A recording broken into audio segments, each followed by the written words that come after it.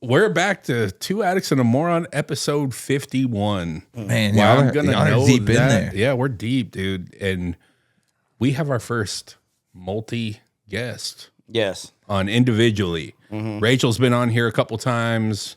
She had her whole podcast on. She was on individually, and she came on as like a extra part, like a little special guest one time. But you are the first, brother. You were the first ever guest in the history of Two Addicts and a Moron. Well, thank you for the opportunity. And you are the first ever return guest, full-fledged shit, dude. I am so excited. Yeah, me too. And I gave you a promise that last time I was like, I purposely didn't listen to any of your stuff before. Yeah. I listened to all of it, and now I have it all downloaded, and I spread it all the way around. I appreciate it, man. So, with that being said, ladies and gentlemen, I am Cricchi is in the building. Yeah. Is it wrong to clap for myself? No, bro. Yeah, dude. Hey, champion yourself, bro. Yeah, right. Champion yourself. Yeah. So, dude, what you been up to? Man, dadding it up, dude. My daughter's 7 weeks old now. My son's 3.5. So I've kind of been focusing on that. Last year I focused real heavy on just like being present, being a good dad. And I'm kind of just furthering down that rabbit hole of trying to be present and be a good dad. I remember my dad working a lot as a kid. So we were talking about it earlier, just trying to find that balance between the two. Most of us do, man. Like I said, dads are the ultimate grenade jumpers on. Yeah, right. Jumper honors. Yeah. Where you just, you're going to miss some shit. Yeah. Yeah. And later on, they understand why. Yeah. I can tell you that for sure. But it's hard in the meantime. But so what you're telling me is now a father of 2, you're just fucking tired all the time. Yeah, dude. My daughter's a party animal. Dude, it's like all day. She's like this sweet little like cuddly, like sleepy little baby, and then at night she's like, wow. Yeah, like, dude. Damn, dude. Mardi Gras is like in New Orleans. You got to get out of here with that shit. Yeah, dude. That's just everlasting tired. Like, when you become a parent, just of one, you're just tired all the time. Yeah, like. It changes your mindset too, like the things you're happy about, the things that you value. Like we actually are building a house right now in Bastrop. We bought some land. Congrats, dude! I know you were working on that last time. Yeah, that was the goal, right? Yeah. So now we're actually in it. We own the land, and we've paid the builders. We're just waiting on everything to be finished.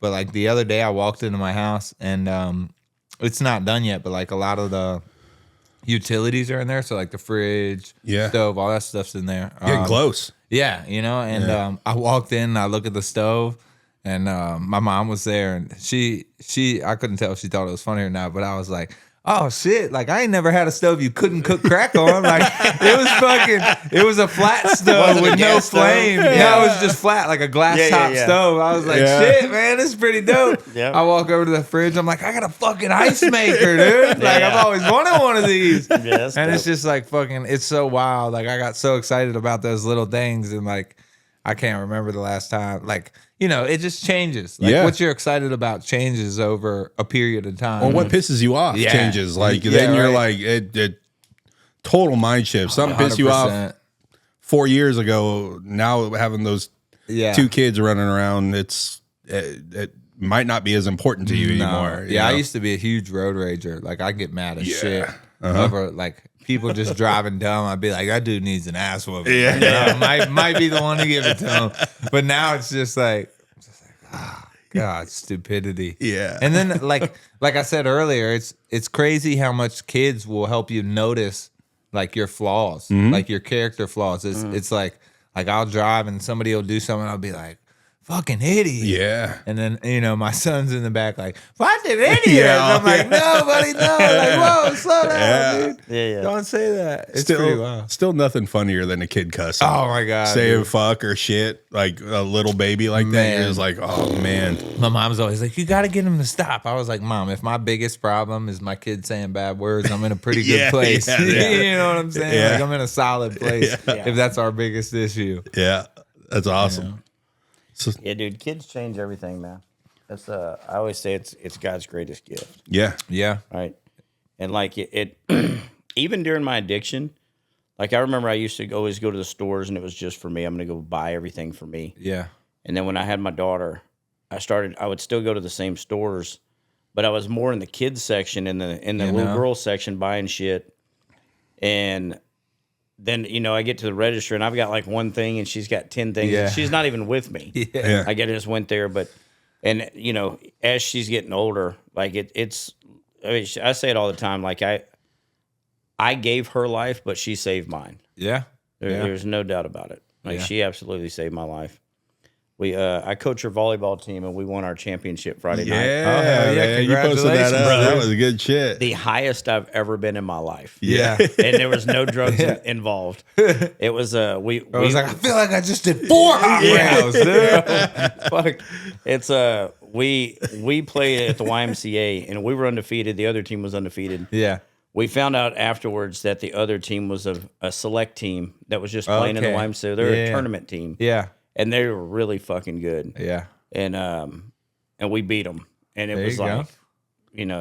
it was the highest that I've ever been. Yeah. 100%. You'll get there, like Yeah. coaching and shit. Like, I feel it. My kid's already on dirt bikes. So Yeah, like when he dude. does dope shit, I'm like, man, like, it makes me feel so good. Yeah. dude. Yeah. So good. And mainly things that like when you see things you've taught him come out. Like, I always Yep. taught him when he was like a little kid that like if you fall, you get back up and you Yeah. try again. And so like I love when he'll be on his dirt bike and sometimes he'll like fall over.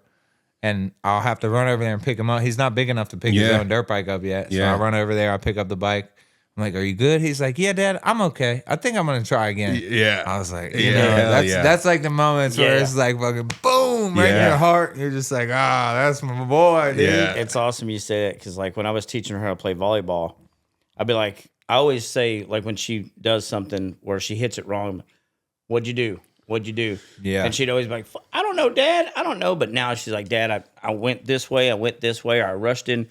It's like all the things that you teach them, they're starting to figure out. Yeah. Right? Yeah. And it's like, fuck yeah. And you think they're not figuring it out, and then Yeah. it like comes at a later date, and you're like, oh, that's stuff. Yeah. That's Yeah. Like cool. Yeah. Hell That's yeah. good shit.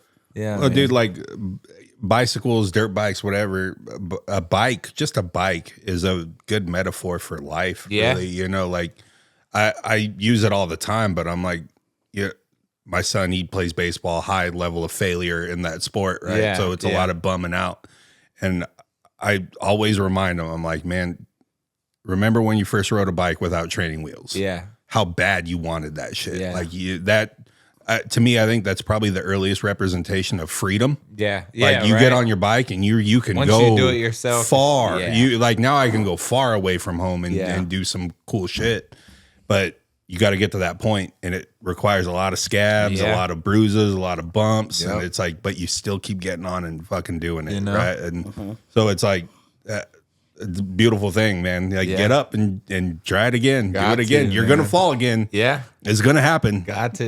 Yeah, you got to get back out there. Yeah, that's what I tell him when he falls too. He's like, "I'm okay." I'm like, "Yeah, you're all right. Might happen again. Keep trying, man. Yeah. Keep trying." It's going to happen That's again. kind of why I got him in moto, dude. Because motocross is such a it's really a self-reliance sport. It's a great community sport. Like if you went to a track and Yeah. your bike broke and you needed a part, like the announcer says over the loudspeaker, like, "Hey, does anybody have a part?" And out of the 1,000 people in the pits or whatever, someone will be like, "Oh, I can got help you." you." Yeah. But it's very much like a self sport. Like you worry about yourself, your Yeah. bike, your health, your physical, and then it's like you very much learn to figure out your own problems. Like if you're on the track halfway around during like a big race, I'm not allowed to go out there and help. So like if he falls over, he figures out like, how can I pick this up? How can I make this faster? And it teaches them to rely on themselves Yeah. in like difficult situations, I For feel sure. like. And I think team sports are great as well, obviously. But I think something about moto just builds kids different, man. Yeah, It I think prepares any them. individual sport, Yeah. boxing, Yeah. wrestling, like, you know, All the individual sports are pretty brutal. yeah, they're pretty much. Yeah, they're all good. They like shot put might be the might be like the most least brutal individual sport. Or like pole vaulting. But even that one, dude, if you rack your nuts on that pole, bro, it's over. Shit, even tennis is fucking tiring. Yeah, but it's all self-reliance, right? Like, it's you gotta. You can't blame it on anybody else. 100%, which I think builds character. Like you learn like I caused this. What'd you do? He did it. No, you didn't. What'd you do? Right. Yeah. That's good shit. I used to race four-wheelers. Okay. Back in the day. I think you mentioned that before. I never got on dirt bikes. I got on one time, and I was like, you know, the twist throttle and shit. That's not. I was like, I'll kill myself on this. Yeah. Dude, and especially going through the whoop section. Yeah. Like, it's, you know, doing this is so much different, but you're hitting especially if you're not used to it. Yeah. I got on the dirt bike and I went around the track a few times. I was like, yeah, this isn't. Man, you got to wick that thing and hold it back. Yeah. Blitz the thing. Yeah, dude. But, yeah. So, being a dad, you're focusing. Like, you got a music career. You're one hell of a musician, dude. Thank you. And thank you. You know how's that balance going? It's going well, man. So I'm lining up a tour in May right now. And I have a small circle, and they make it easy to kind of flex and be available for my family. You know what I mean? Like, it's nap time when my son's napping. I can go to my engineers and record and do my stuff, and then go home. Just kind of be around. You know? And it works. But the music thing's going great. I found out the other day that when I released my album, I think it was like 2 months after I released it, I was number 47 in the world in the country hip hop genre. Whoa. Which was pretty crazy to find out, right? Yeah, that was nuts. It was insane. And here lately I've just been kind of in a weird spot because like I've been stocking up, right? Like I've been building an EP and an album and things like that. And the numbers have kind of just been going down because I haven't been pushing a bunch of stuff out, which is a reflection of me trying to be present for my family. So it's like I've just been in a weird spot where it's like I'm caught between like, do I give this more of me or like do I keep on the route I'm on? And man, I think I just kind of decided like I started music because I had nothing. Right? Like I had nothing. I had no place to vent. I had no place to call home. I had no money in my pocket, and I never thought it was an easy meal ticket, but it was always my dream. So that's kind of the way I went. Right. And now I'm like buying a house with my wife. Yeah. And doing all these things. So it's kind of making me not to give music a backseat, but it's kind of just made me look at it differently in the aspect of like maybe I don't need to do certain things, you know, if they're not bringing money in or if they're not, you know, benefiting a brand or it almost sounds selfish, but it's just more business oriented. Yeah. You know what I mean? It's not so like you got more options now. Yeah, exactly. Right? And I'm not so quick to lend free time, if that makes sense. Yeah. Like it's like, you know, there comes a point in life.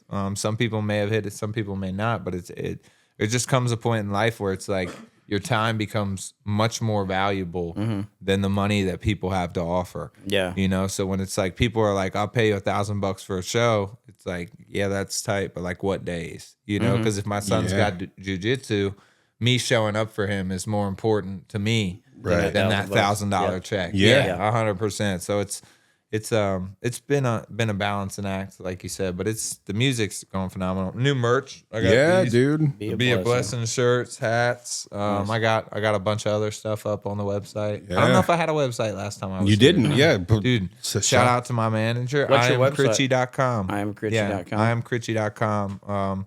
I got my manager. He's been, dude, phenomenal. Just in the aspect of like, there's so many things that you have to do as an artist, and it's like. Sometimes I forget them. Sometimes I'm just like, I'll do it later or but he always makes sure that I'm like, hey, you want to be a professional? Like, be a fucking professional. Let's do it. And he stays on me about that stuff, which I feel like, especially in these times of my life, I'm so appreciative of, because sometimes I'm like, you know, like I'll do it later. It's not that important. But I got to remember that it's like, if I let the dream go and then just like tell my kids like, oh yeah, I just gave up so I could raise you. It's like, what does that tell them? Yeah. You know, Yeah. like you can raise your kids and chase your dream. Yeah. That's not can do impossible. both. That's Yeah. what I mean. It's not impossible. They're And just part of it. Yeah, exactly. Yeah, they're just a part of it. Exactly, now. That's it. 100%. And so yeah, he just stays on me, man, and makes sure that I keep a clear head about, you know, where I'm trying to go and what I'm trying to do. It's great. I saw an interview with Willie Nelson one time, and it struck me kind of to the point of what you're saying, but he was being interviewed by some whoever, right? Yeah. And they were like, "So, Willie, you're getting older," and this is years ago. And Yeah. he's old. Yeah. And you were like, "When are you going to retire?" And he was like, "Retire what?" He's like, "All I do is play guitar and play golf." You know? He's like, "If I quit one, I'm just going to do more of the other." yeah. You know, so he found his balancing act. It took him how many years to get there Yeah. to figure out the balancing act, right? But now he was in that position where it was like, Do whatever I yeah, want. I just fucking do whatever the fuck I want, Yeah. right? Like, I'm not retiring playing guitar. Yeah. Like, Yeah. that's all I ever wanted to do. You know? You know, so it's to your point, man, when you're just adding things around your family and building on your family. Yeah. I would strongly encourage you, just as a fan of yours, please keep making music, brother. I appreciate yeah. it, man. Yeah, because I actually recorded 2 songs today that were Fire. pretty Yeah. fire. Yeah. The EP that's coming out too is super fire. I might ruffle some feathers, but okay. just kind of speaking on the place of the world, you know, where it's at. Yeah. Yeah. And kind of what I feel is like common sense of the whole thing. Yeah. You know Yeah. what I mean? But yeah, you know. Someone said one time, if you're not ruffling feathers, you're not doing something right. Yeah. You know? Yeah. I mean, there's the one thing I've learned, bro, about making music is you can never make everybody happy. No. Like, you can never, and that's in life in general. Like, if Yeah. some songs I enjoy singing, and people be, oh, you sing too much, and then I'll rap, oh, you rap too much. It's like, dude, just fucking do what you love to do, and hope everybody. Well, this is your dream. Kinda- Right? yeah, no, This exactly. is your dream. This is your noise, Yeah. right? Like Yeah. it's, you know, I've heard this stated before, but they say the dream is free, the hustle sold separately. 100%. Right, like that's a different deal over there. So Yeah. if it's your noise, your music, then fuck them. Yeah, like dude. you know that's all there is to it. So about, I don't know. I listen to some of your songs, Yeah. and I'm like, I have no idea how this man is not like on the top 40 charts. Like Yeah. I could easily hear it. You know, if they take out Cricchi and put Yeah. fucking Justin Bieber on it, You know? I'm like, dude, this is a #1 hit. I Like it's appreciate it, man. I undoubtedly one that stands out, and it's not maybe one of my favorite songs of yours. Yeah. I love it, but it's a Small Town. Oh, yeah. Yeah, like I could totally hear that just on like 96.7. Yeah. You know, like Yeah. being played, and so I mean, what's your process like when you're fucking making music, dude? Like, what? Like writing wise, like where do I Yeah. start? Man, it's so funny. It kind of always comes off a feeling like the other day I was in the shower, like for the songs I recorded today. So the other day I was in the shower, and I'm like in the shower, and I'm like trying to think of like beats I've heard or something I might like to try to like put something together in my head. And then the thought popped into my head. It was like, I don't need the beat to do too much. Give me some words that'll move my soul. Okay. You know what I Yeah. mean? And I was like, oh, wait. I was like, that's it. That's a song. Yeah. So I was like, babe, bring your phone in here. Yeah, get in It's here. like, write this down real quick. Yeah. So she'll like stand outside the shower and like write down the chorus for me. And I'm like, all right, drying off. You know what I Yeah. mean? I'm like, all right, bet. That's all I needed. Thank you. And then she'll send it to me, and I'll get out of the shower and just kind of continue on that vibe. Let me make sure this isn't my son. Oh, You it is ever- my son. Should I answer it? It's my son. Yeah. Answer Yeah, it. dude, get Let's it. answer Let's it. hear it. That's my guy. What you doing? Hey, bud. What you doing? Hey, bud. What are you doing? Hey, bud. I'm at a podcast. I'm at a podcast. Yeah, buddy. I'm at a podcast right now. Can I call you when I leave? Okay, maybe in a little bit, all right?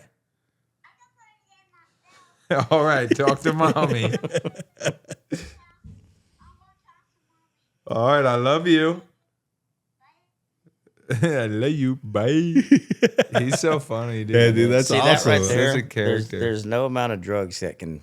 No, give you that feeling, no. right? Even though you can see the smile on my Yeah, face. bro. Like, Yeah, it's- dude. you Yeah, know, dude. I'm over here. I've got tears coming out my eyes. Yeah, Bro, dude, that's Because I fucking remember great. when Kaylin was that small, Yeah, and like it made me think, like, you know how like Facebook has the memories pop up, right? Yeah. And I watch those little videos, and I'm like, man, like it was just yesterday that she was 3 and 4 and 5, and now like she's almost 10, and like she hits me with knowledge that I'm like I don't even understand what she's even telling me sometimes. Like I have to Google shit to see if like, is that right? Yeah. And I Google it and I'm like, holy shit, like I didn't know that, Kaylin. You know? It's insane. But yeah, dude, there's nothing better than that right there. Nah, bro. Yeah, well, and That's then, dude. like today, my baby girl, 23. Happy Yeah, birthday. Happy birthday, Ryan Happy Isabella birthday, Fierro. Yeah.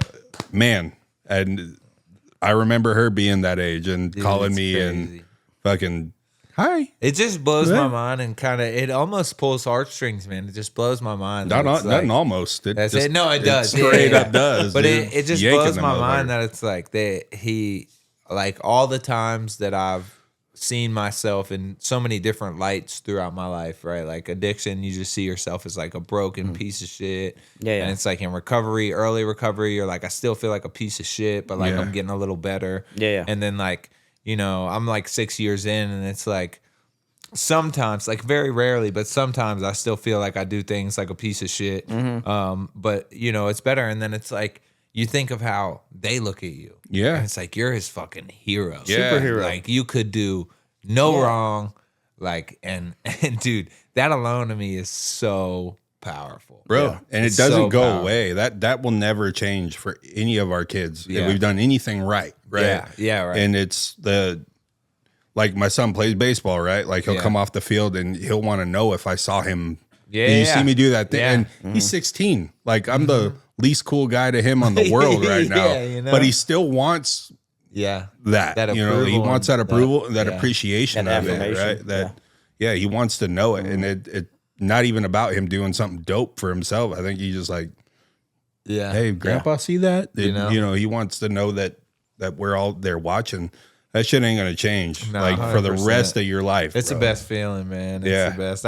And that's why, like, people ask me, like, "Oh, why are you not dropping music every week or a video and a song every month?" And it's like, man, I've just kind of I've rearranged my time. Like, I'm not in the studio every single week. You know, I shoot videos when I can. It's like I'm in a place where I put my family first, and I'm trying to navigate the other time to make the most of it with music. You know what I mean? Well, I can already tell just your album and a lot of the stuff that you've put out there. It's like the music's not going to stop writing itself. Oh, no. It's just It comes. dude. you've just gained more data Yeah. to add to the music, right? Yeah. Like I guess I'm not a musician, I don't know, but when you have a mind that operates like yours, that's music, Yeah. and you're in a shower and you're fucking starting to sing something, 100%, yeah. and it's like it's only a matter of time before you're playing with your kid, and then you start Literally. something said or he says something, and you're like, Yeah, right. Yeah, Yeah, right. you know, That's a good one. yeah. Yeah. Yeah. I mean, I talk about him in my music all the time. I haven't. I mean, he's 3, so I don't expect him to throw musical inspiration yet. But he like the moments are what are inspiring. Yeah, you know yeah, what I yeah. mean. So it doesn't even have to be anything he says. I guess it's just more so the moments, and even the bad moments. Like even like I put something in a song the other day. I was like, I said, I forgot what came before it. But I literally put in a song. I was like, I was happy, had kids. Now I'm feeling like shit. Try to be a good dad, but get frustrated. I'll forget that he's 3 while he's testing my patience. And Yeah. it's like, those moments are where like I feel like it's like, damn, like notice your flaws. You know what I mean? When you get frustrated with your kids and you may Yeah. say something that you're like, damn, I probably shouldn't have said that. Or like, damn, I Yeah. probably shouldn't have done that. Yeah. You know what I yeah. mean? Now my kid, oh God. So my mom's dog is staying with us because my mom's staying with us. We're all moving into the bigger house we bought. So her dog's there, and her dog has this like ear piercing bark. Yeah. Like just screech of a bark. Like, man, it drives me crazy. And so one time I was sleeping and her dog started barking at something. And I go out and I look and nothing's there. And I'm like, would you stop it, you bitch? Yeah. Like I literally, Yeah. and so I didn't think nothing of it. My son was in bed. I didn't think nothing of it. I was like, you bitch, stop it. Yeah. And then so like the next day we're sitting out in the living room and the dog comes out and like barks at my son because he's playing with like his little Nerf gun or something. And he looks at the dog and he says, you bitch, stop it. And I was like, oh, God, dude. My mom was sitting right there, dude. My wife's sitting right there. And I just like, I covered my face. And my mom was like, I know where he got that from. I was like, yeah, me too. He should have been asleep 1 o'clock in the morning, dude. Yep. You know? Yeah, dude, they're always listening. Little Man. parrots, They're always I had there. to stop playing Call of Duty. Swear, dude. Bro. I get toxic on that Bro. thing, bro. Yeah. I get toxic. I start saying some shit on there. Next thing I know, he's repeating it. I'm like, no. Yeah. Like, I'm done playing this game. We're all done. Yeah, man. It's That's wild. something I learned in recovery. Really, like when you step outside yourself, like the self that you used to be, Yeah. and you catch it now, Yeah. and it's like you almost feel instant remorse. Yeah. It's like fuck, like I don't want to be that person anymore. 100%. And where in during my addiction, I'm yelling and fucking cussing all the time. 100%. But now, like when I lose my patience with my daughter, I have to check myself and tell her, hey, I'm sorry. I shouldn't lose my patience.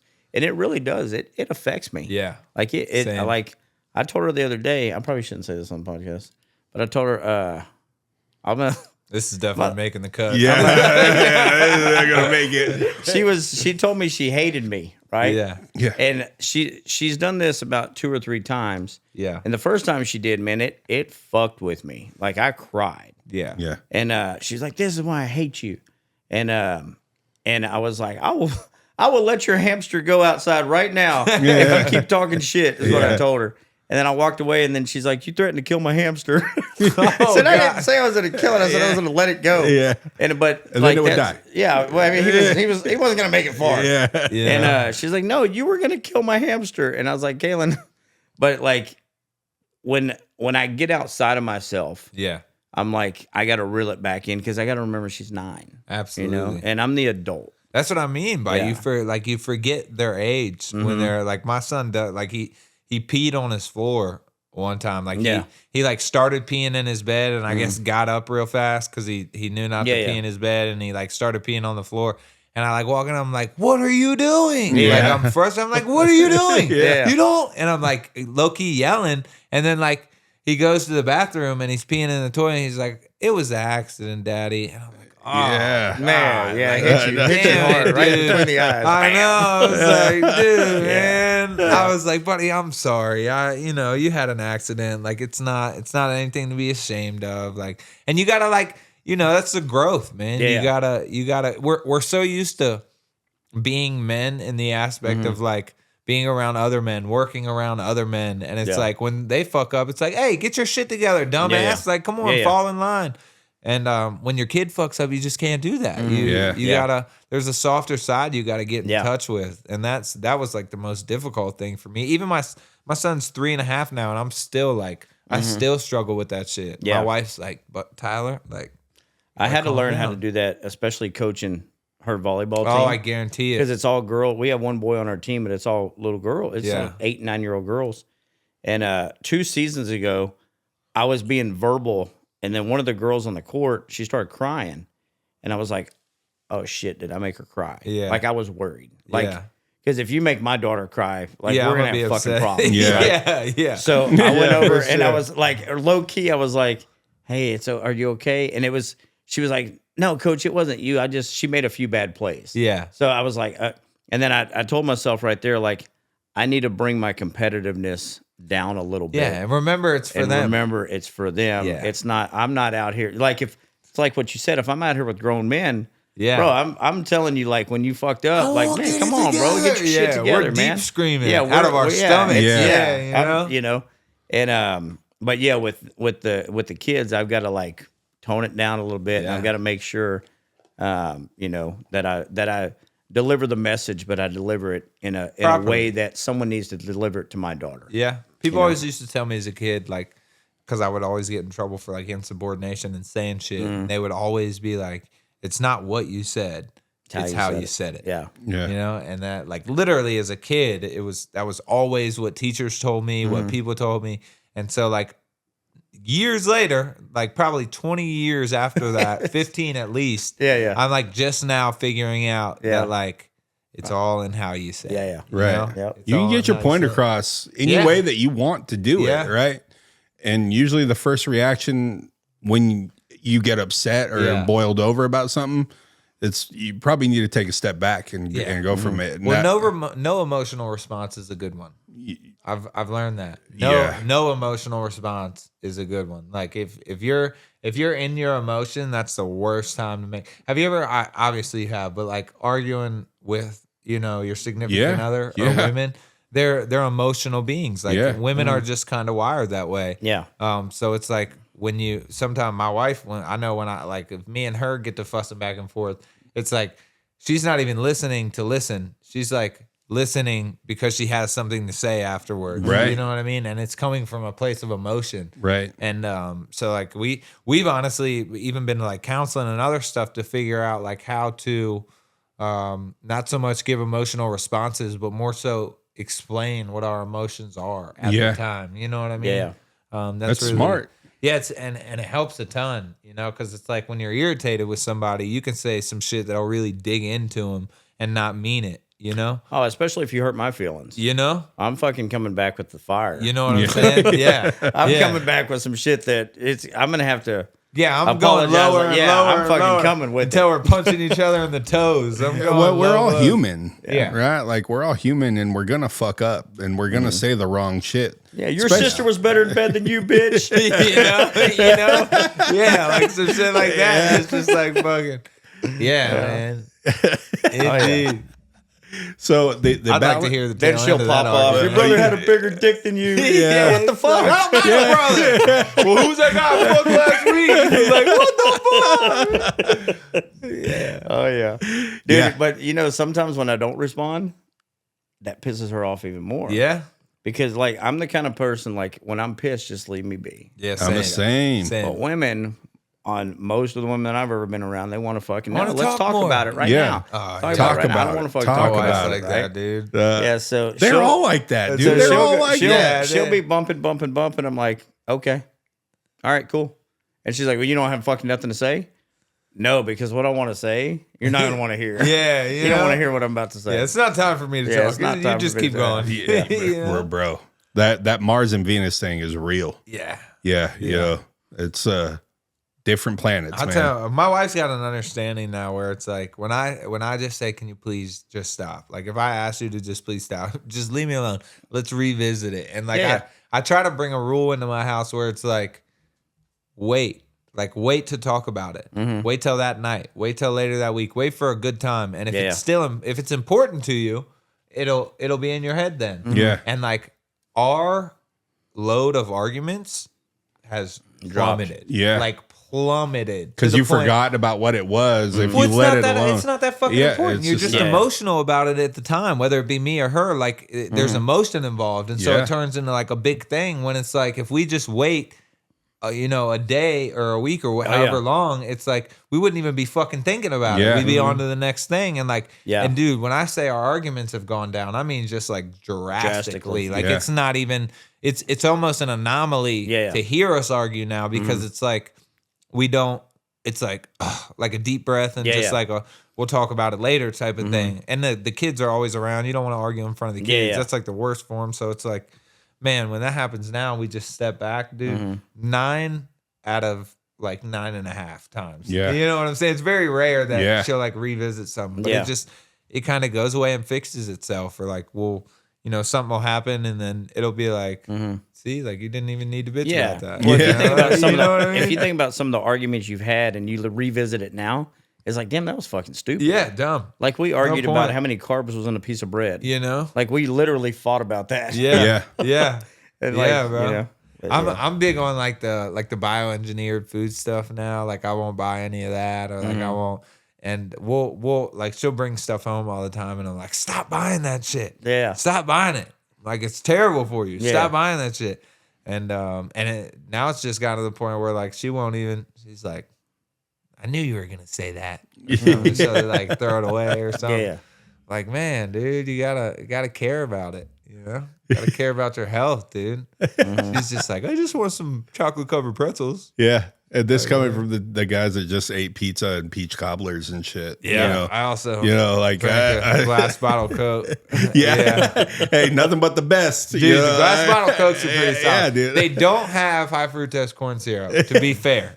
You know? I don't even know what any of that shit is. Dude, the high fruit, oh man, I could go down wormholes about all the stuff that they put in our food these days. Oh, It's yeah, just dude. It's terrible. wild. So look, I talk to people about this all the time, like, and this is way off topic, but you know how like when I was in school, how old are you? 30. 30. Okay, so I'm 44. Okay. When I was in school, you had all the kids, and then you had like a small group of special ed. Yeah. Right? Yeah. Well, now we didn't have autistic kids back then. Yeah. That wasn't even a word, I don't think. Yeah. Like it was. That wasn't even I don't even know if it was a word. It right? was. Well, I mean, but it It was just lingering. It wasn't used very much. But now you have so many kids that are autistic. Yeah. And like a big number of them, right? Yeah. Because Destiny worked at a place that's all that they did was they had kids that came into her school that were autistic. Yeah. And I don't know if it's the stuff that they put in food. I don't know if it's the vaccines that they give these kids. Yeah. I have a friend that she swears that her son never was autistic until he got vaccinated to go to school. And then all of a sudden his speech and shit just went. Yeah. So I think there's definitely something there because when I was growing up, there was no such thing as, yeah, he's autistic, he can't talk. 100%. They were like, no, that wasn't a The thing. worst I knew of was like they had speech class for kids with like speech impediments. Yeah. Yeah. yeah. That was it. Yeah. But now, like, you have schools that are only for kids that have autism. 100%. Yeah, it's insane. It is. Well, it's necessary. Wild. I didn't vaccinate my daughter. Like I didn't do anything. I didn't do anything with my son. And I mean, they're like advanced. Like when you take them around other kids, and I'm not saying it is that. I'm just saying like I notice like when my kids go around, you know, groups of other kids, like there's no 3-year-olds putting together like full sentences with like clarity of speech. You know what I mean? Like I'm sure there is, but just not, you know, the people that I've been around. Yeah. Or riding a dirt It's bike. like, you know what I mean? Dude, that's hard. 3, And he that's a big gets deal. it. Yeah, dude. Like, I've seen little videos of him, dude. That he dude gets like that kid will fly into a turn so fast to the point where even like I'm clenching. I'm like, shit, this might go bad, dude. And he'll just like fly into the turn and just kind of let the back end slide out and just do this until he catches the right speed, and then he'll just flow through the turn. And I'm like it blows my mind because that's not something you teach. Like I can't be on the back of the bike when you're entering a turn at 20 and be like, hey, it's gonna slide out a little, like counter steer. Yeah. You know, and he just like figures it out. And I'm like, dude, he gets it. Like it's something about that he gets, which is crazy because I wanted to race pro motocross. Like that was my dream as a kid. My dad would never let me on a bike. I didn't start racing until I was like 15, 16. And so it was like, you know, I left a bike in my kid's room when he was 1. Like just a little walk on bike. And dude, he was riding that thing before he could walk on his own. Yeah. And it's just like he gets it, man. Yeah. He gets the concept, you know? That's awesome. Yeah, it's pretty dope, man. So the balancing act, getting back to that. Yeah. And all this shit that you've got going on. Yeah. In addition now to being a dad, have you noticed a difference or a change in your songwriting since having kids? 100%. I used to talk a lot about, you know, like the old life, the old things I used to do. Yeah, I wanted to ask you about that too, but talk about this first. Yeah, so I used to talk a lot about like the older stuff I used to do and like the emotion that came from it and like the growth that I've seen since then. And I think really like once my kids started singing my songs, That's got to be wild. is when I was like, and the crazy thing is like sometimes we'll be in the car and he'll want to hear it, and he's like, oh, I want this. He'll say like the name. He's like, I gotta grow. I want no time. I want running a lot. Yeah.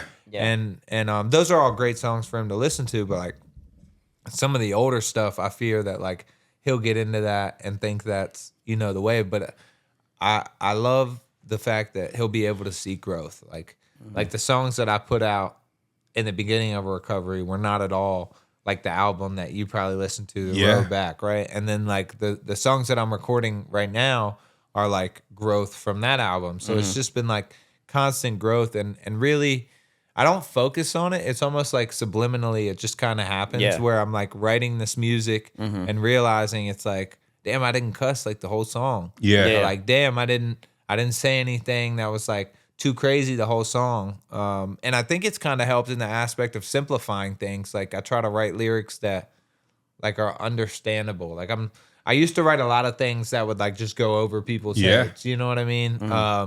Like for instance, I have this one verse where it's like, count the O's. It's like, I came out the womb spitting COVID, double cup looks stupid when you hold it, put that shit up in a holster when you tote it, stop missing the target when you blow it, scared than a bitch and not fully focused, I be on that shit but don't let them know it, Cricchi ain't him and just drank a potion and setting back in, I'm the fucking coldest, you don't gotta tell me, you bet I know it, I've been too humble, it's time to show it, that's a whole lot of O's, how I float a bow in, whole P in that verse case you didn't notice.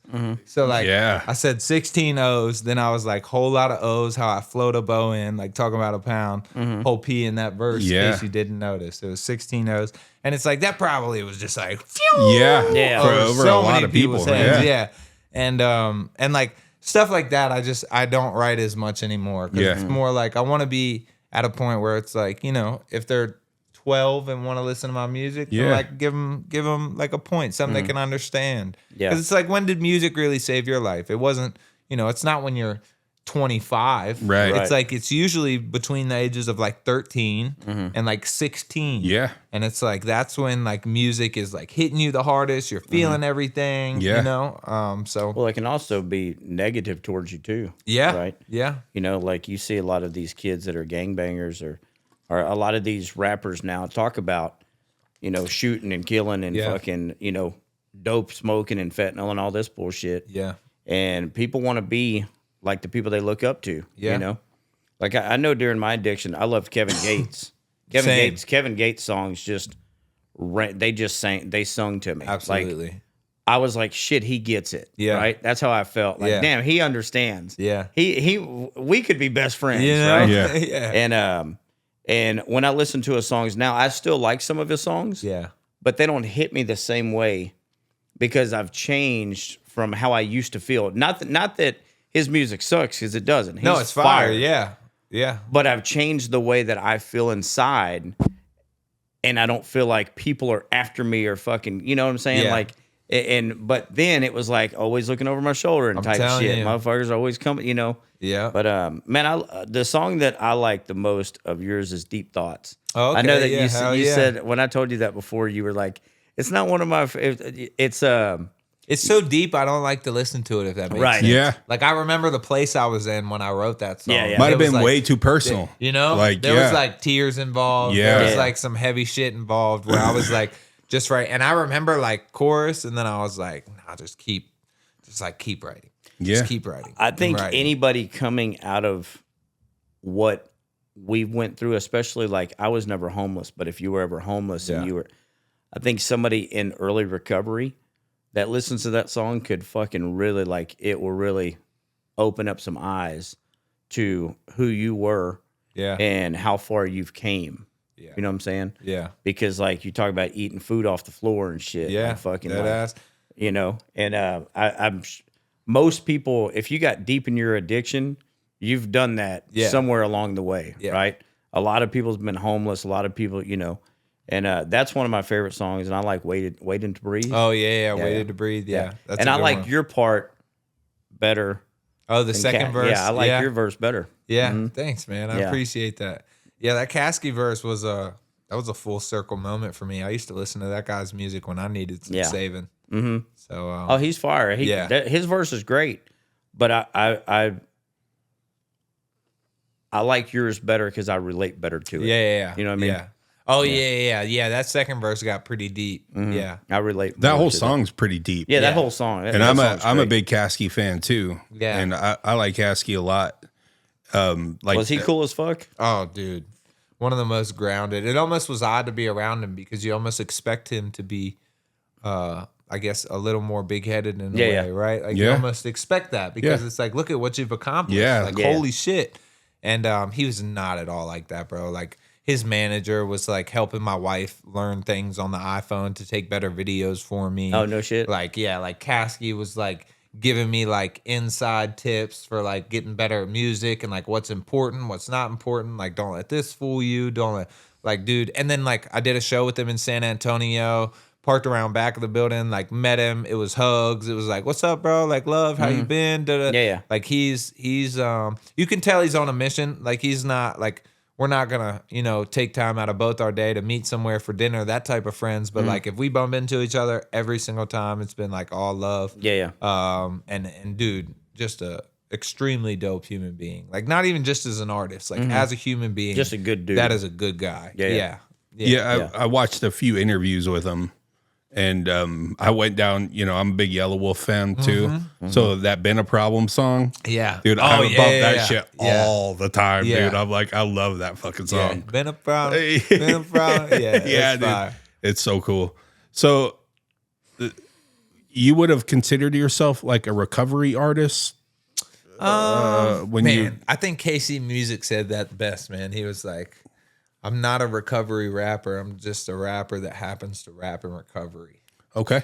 So it's like I don't think music was a part of my life way before recovery. Like you can go on SoundCloud and look up County Boy Cricchi. Yeah. And there's like old County Boy Cricchi. Yeah, Wow. dude. I lived in the county, dude. Yeah, I lived in the Cricchi, county. baby. That's what they all call me, County. They all call me County. Like when I would go up in the city and fuck around, they all call me County. So it kind of stuck. But like music has been a part of my life since literally second grade. I remember the first song I wrote to this day.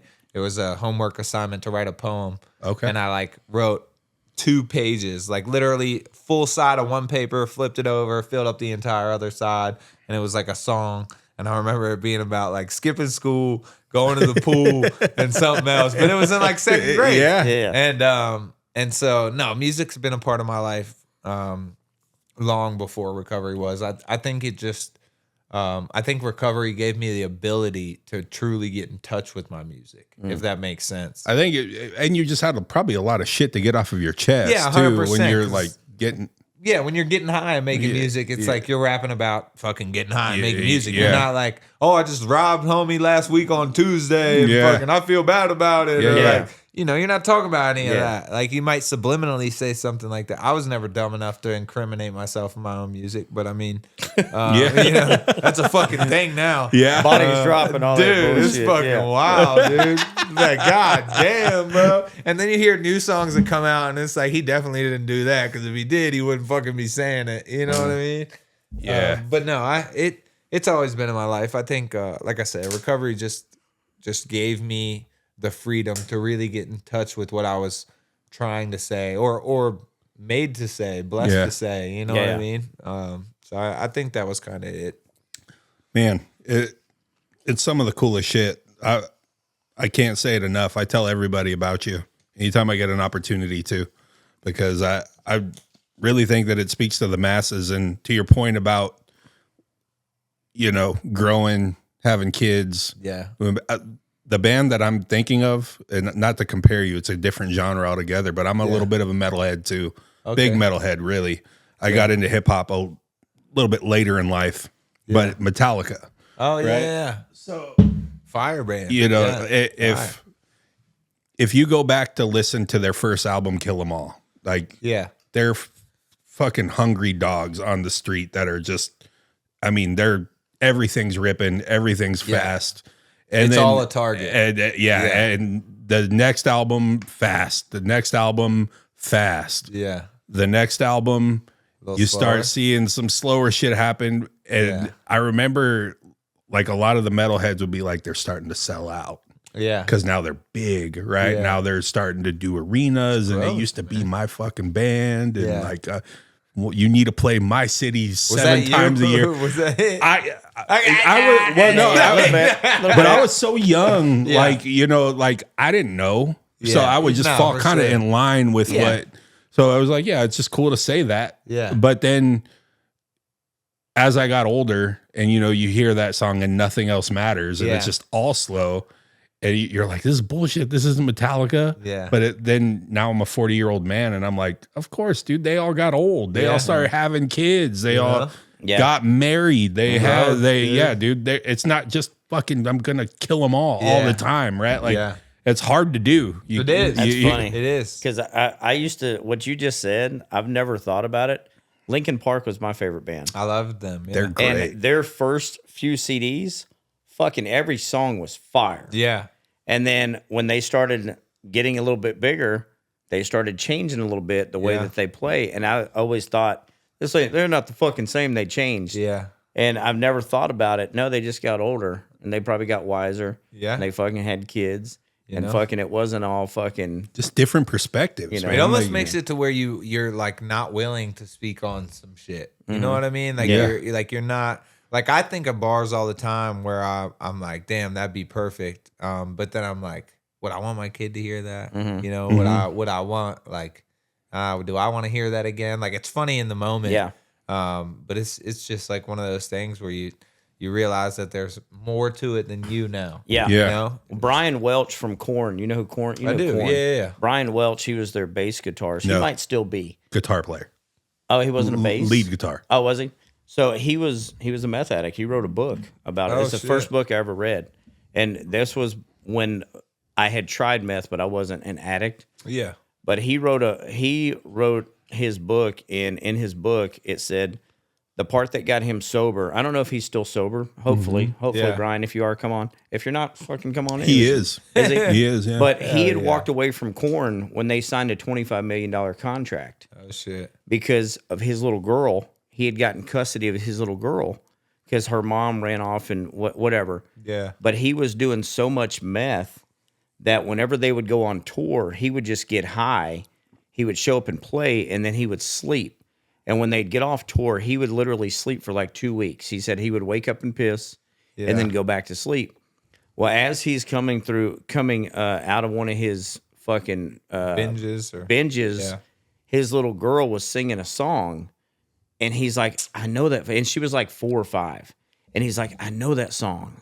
I know that song. And it was All Day I Dream About Sex. Oh God. And she's going around the house singing, all day I dream about sex and all day. Oh God. And he said that was the part where he said, I need to change something. Yeah. Because my little girl, maybe she was like 3 or 4, but that's what she was singing. Yeah. And he has full custody of her.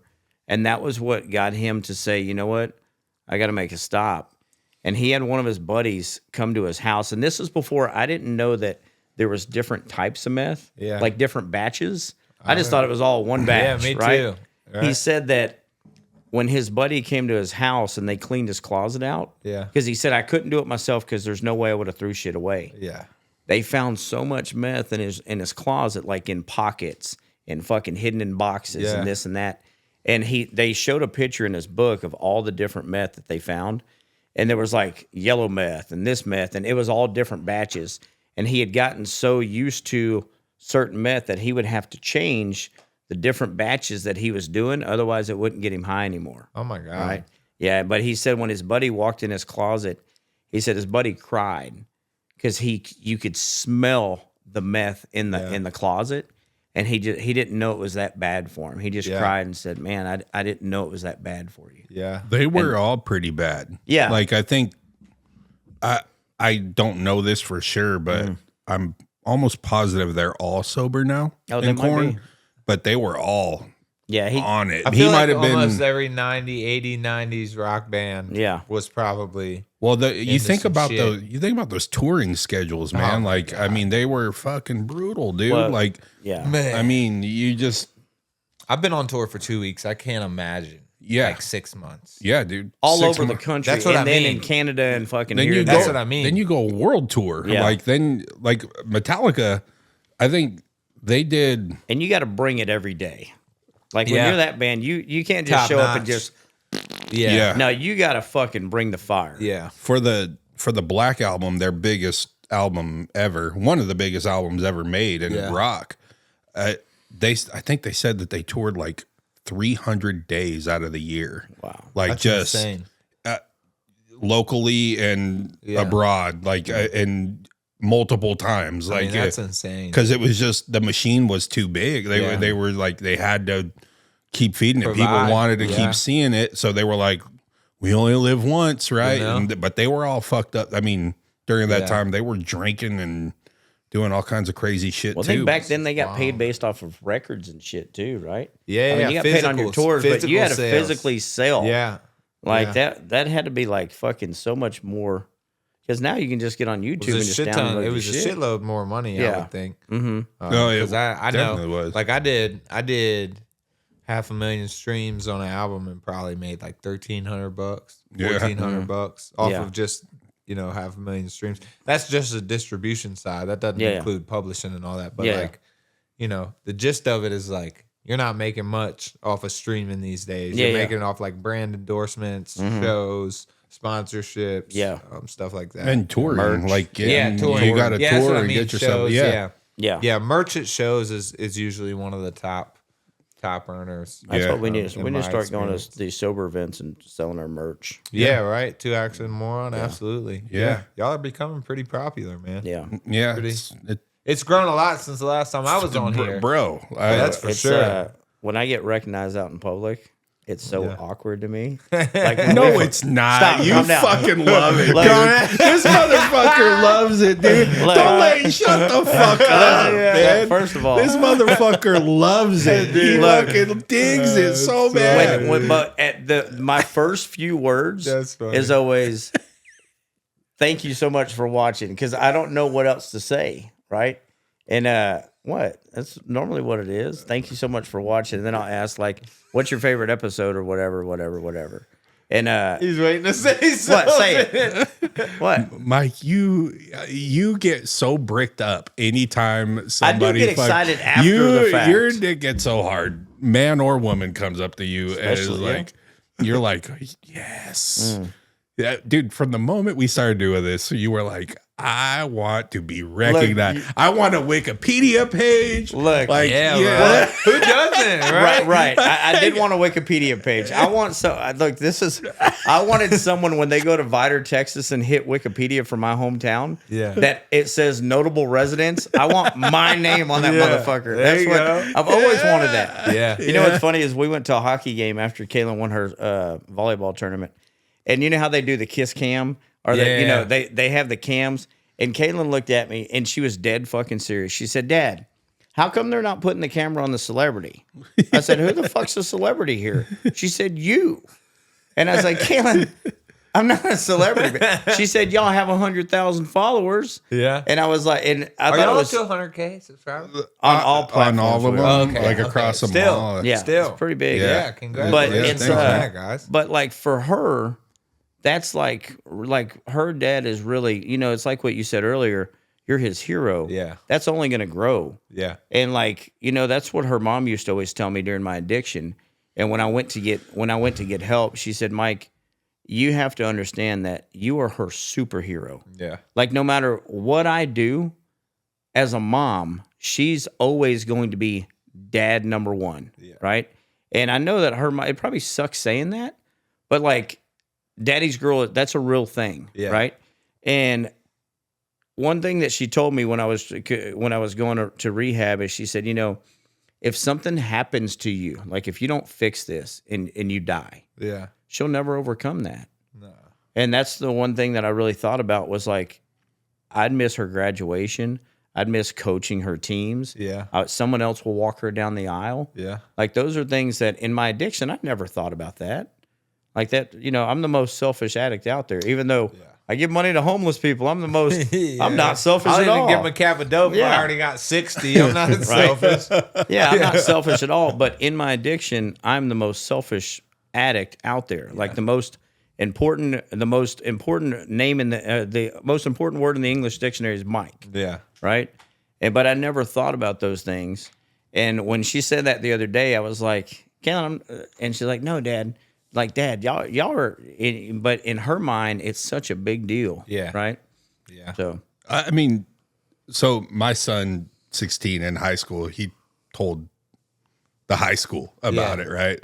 So he had like a couple of the boys came up after. They were like, so that podcast, you guys are doing really good. We see it all the time. I'm like, you fucking see us. Oh God, you were watching that? I was like, I'm talking about digging on my ass the other day, man. I was like, I'm talking about my dick falling off the last episode, dude. We're having dudes talking about shooting dope in their fucking neck and shit. Like, I'm getting high on my eyeball. I'm like, I guess it's okay. Like, it's I think the worst thing you can do to kids, personal opinion here, is hide shit. yeah. You know? Well, look, dude, we're on the fucking internet. It's like I'm not hiding anything. We're not hiding. Well, that's the crazy thing about the internet. It's like if you hide it, they're gonna find it there. Yeah. You know what I mean? Yeah. And you don't want them to find it there with no context, with no like explanation before finding it. You know? Yeah, and I mean, I'm very proud of this. I'm very proud of us. Very proud of you, and it's you putting stuff down in song form, us putting this out there, us being fathers. Yeah. Right? We're like, this is something. If something happens, it was God forbid. Legacy. They're gonna have this to go back and like revisit, Like and who look who at. was You know, so it's I've thought about that a few times, and I think that's a pretty dope thing. It's a huge one. Yeah, that's why I put my family in my videos, like my mom, my wife, my son. My daughter hasn't had the chance yet, but she will. Yeah, she's gonna get there. And it's just like I do that with all of it because it's like, you know, what do you want them to remember? And it's like you can give them things to remember, or you can kind of leave it up to them. And it's like I just choose to give them Make things to memories. remember. Yeah, Yeah, they have an archive. Yeah. They- I mean, they have that's an all we archive. have when we're gone. 100%. People are going to remember you based off fucking memories you left. Yeah, And that can be good or bad. yeah. You can leave some fucking shitty memories too. 100%. You know? Yeah. In our house, we kind of started doing this thing where it's like we won't buy gifts, like for holidays, like for Christmas or birthdays. We won't buy gifts. We'll do something. You know what I mean? Like I think last year for my son's birthday, we went and did Alpine coasters. Okay. You ever heard of those? It's like a roller coaster that is just like on a track. You control the brakes and how fast you're going. Oh, no shit. Where's that at? Yeah. It's man, I want to say it's in Bee Cave. Yeah, Oh, no shit. there's a few. yeah. Like I think in Fredericksburg there might be some. they go like, fast? Yeah. I want to say you get up to about 35. Oh, that's 40. fast. That's but fast. it's On- there's on a some roller sharp coaster, little that's fast turns. enough, It's pretty fun. Yeah. But I took my son and went to that, dude, and to this day, like even a year later, he's still like, Dad, that was so fun when we went down the hill in the little cart thing. Yeah. Because it's pretty cool. It's like you sit in this thing kind of like a bobsled, and then they have a little seat right in between you, so your kid like sits right in between your legs.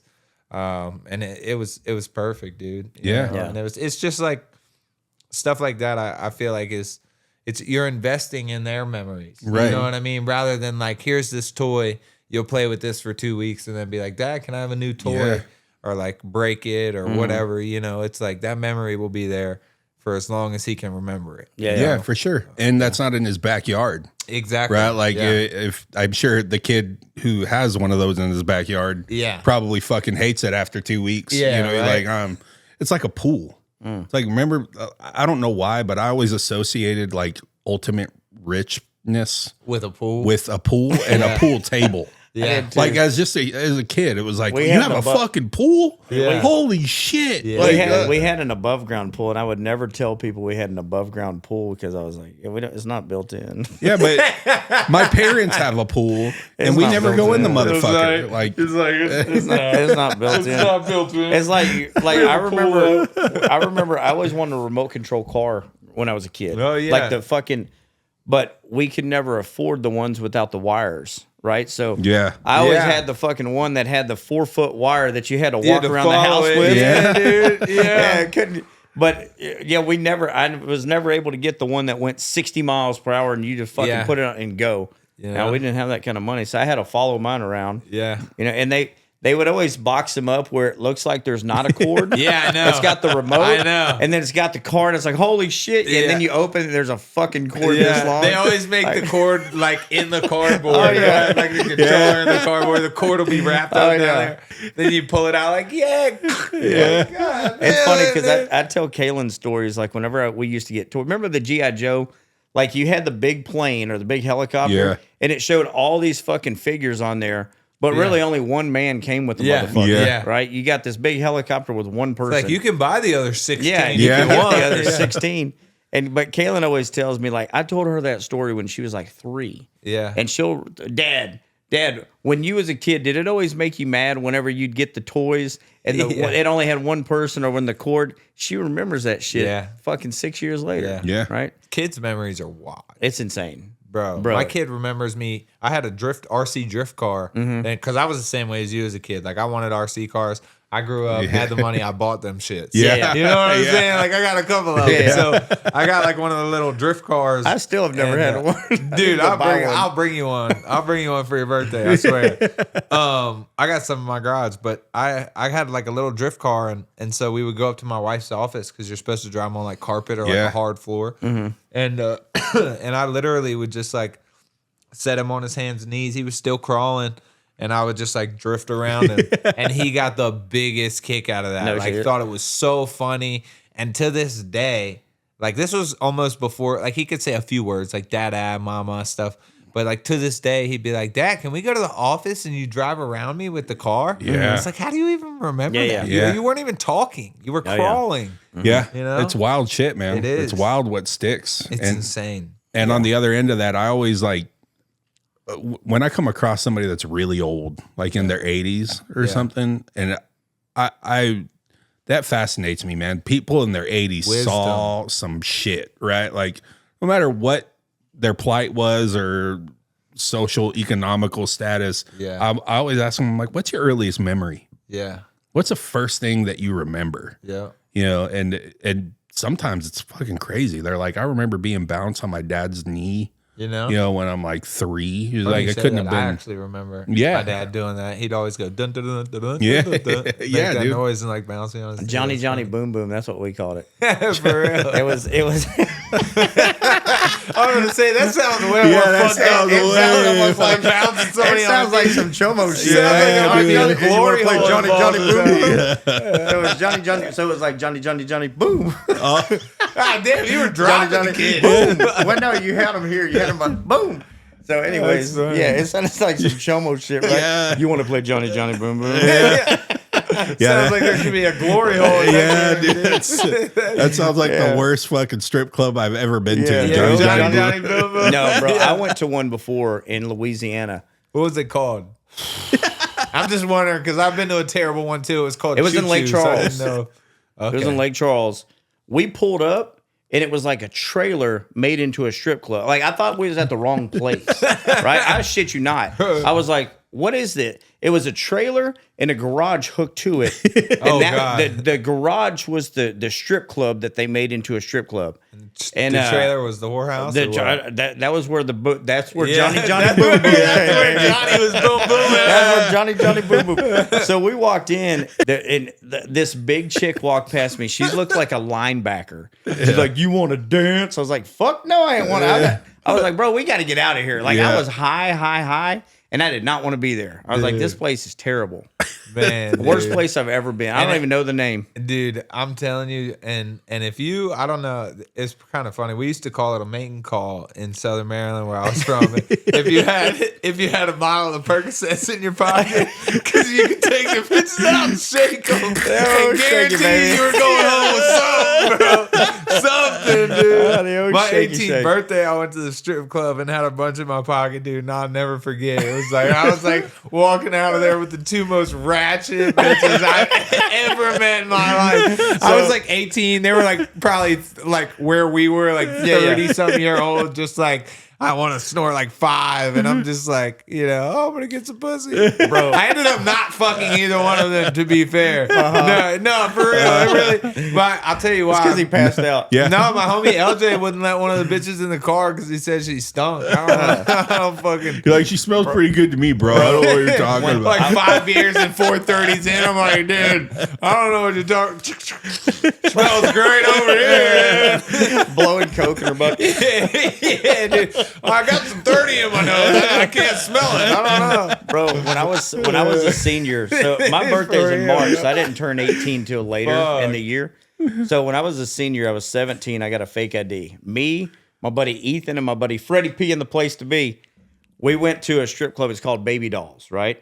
And it was 18 is completely nude. Yeah. So we walk up we get in there, and I've never been to one before, so I didn't know how all the tipping went and all this shit. Oh, yeah. So my buddies are like, go up there and tip that girl, go tip her.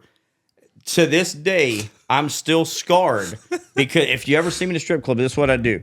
So I go up and I got my little dollar, and like, back then $1 was a big deal. Like this is 1997, 98. I got $1, bitch. So this chick starts crawling towards me, right? On hands and knees, and I'm like, "You say 1970? No, 1997. Okay. So look, she's crawling towards me, right? Bro. She starts crawling towards me, and I'm like, oh shit. She gets from about me to Joey, and then she goes up like this, right? And I'm like, oh shit. What's she gonna do? She sticks her finger in her butt, right? This was before that was cool. Now it's not a big deal. Sticks her finger. It's not a big deal. Dude, she sticks her finger in her butt, and I'm like right here. I'm the microphone, right? She doesn't touch me with it, but she waffles me with it, right? Oh. And then she says, did it stink? And I looked at her and I just dropped my $1 and I fucking walked off. And I was like, I'm never doing that shit again. Never in my life. So to this day, I haven't been to a strip club in a long time. Was it a cougar? No, she was actually not bad looking. She was young. But Yeah. Damn. That changed things, though. it changed. To this day, if you ever see me in a strip club, I will not stay there to hand you money or put it. I will just throw it on the fucking thing and walk on my fucking merry way. Wow. You're not waffling me with the... You ever had somebody take credit for throwing your money in a strip club? Like you threw money and then they tried to... I swear to God that happened to me, bro.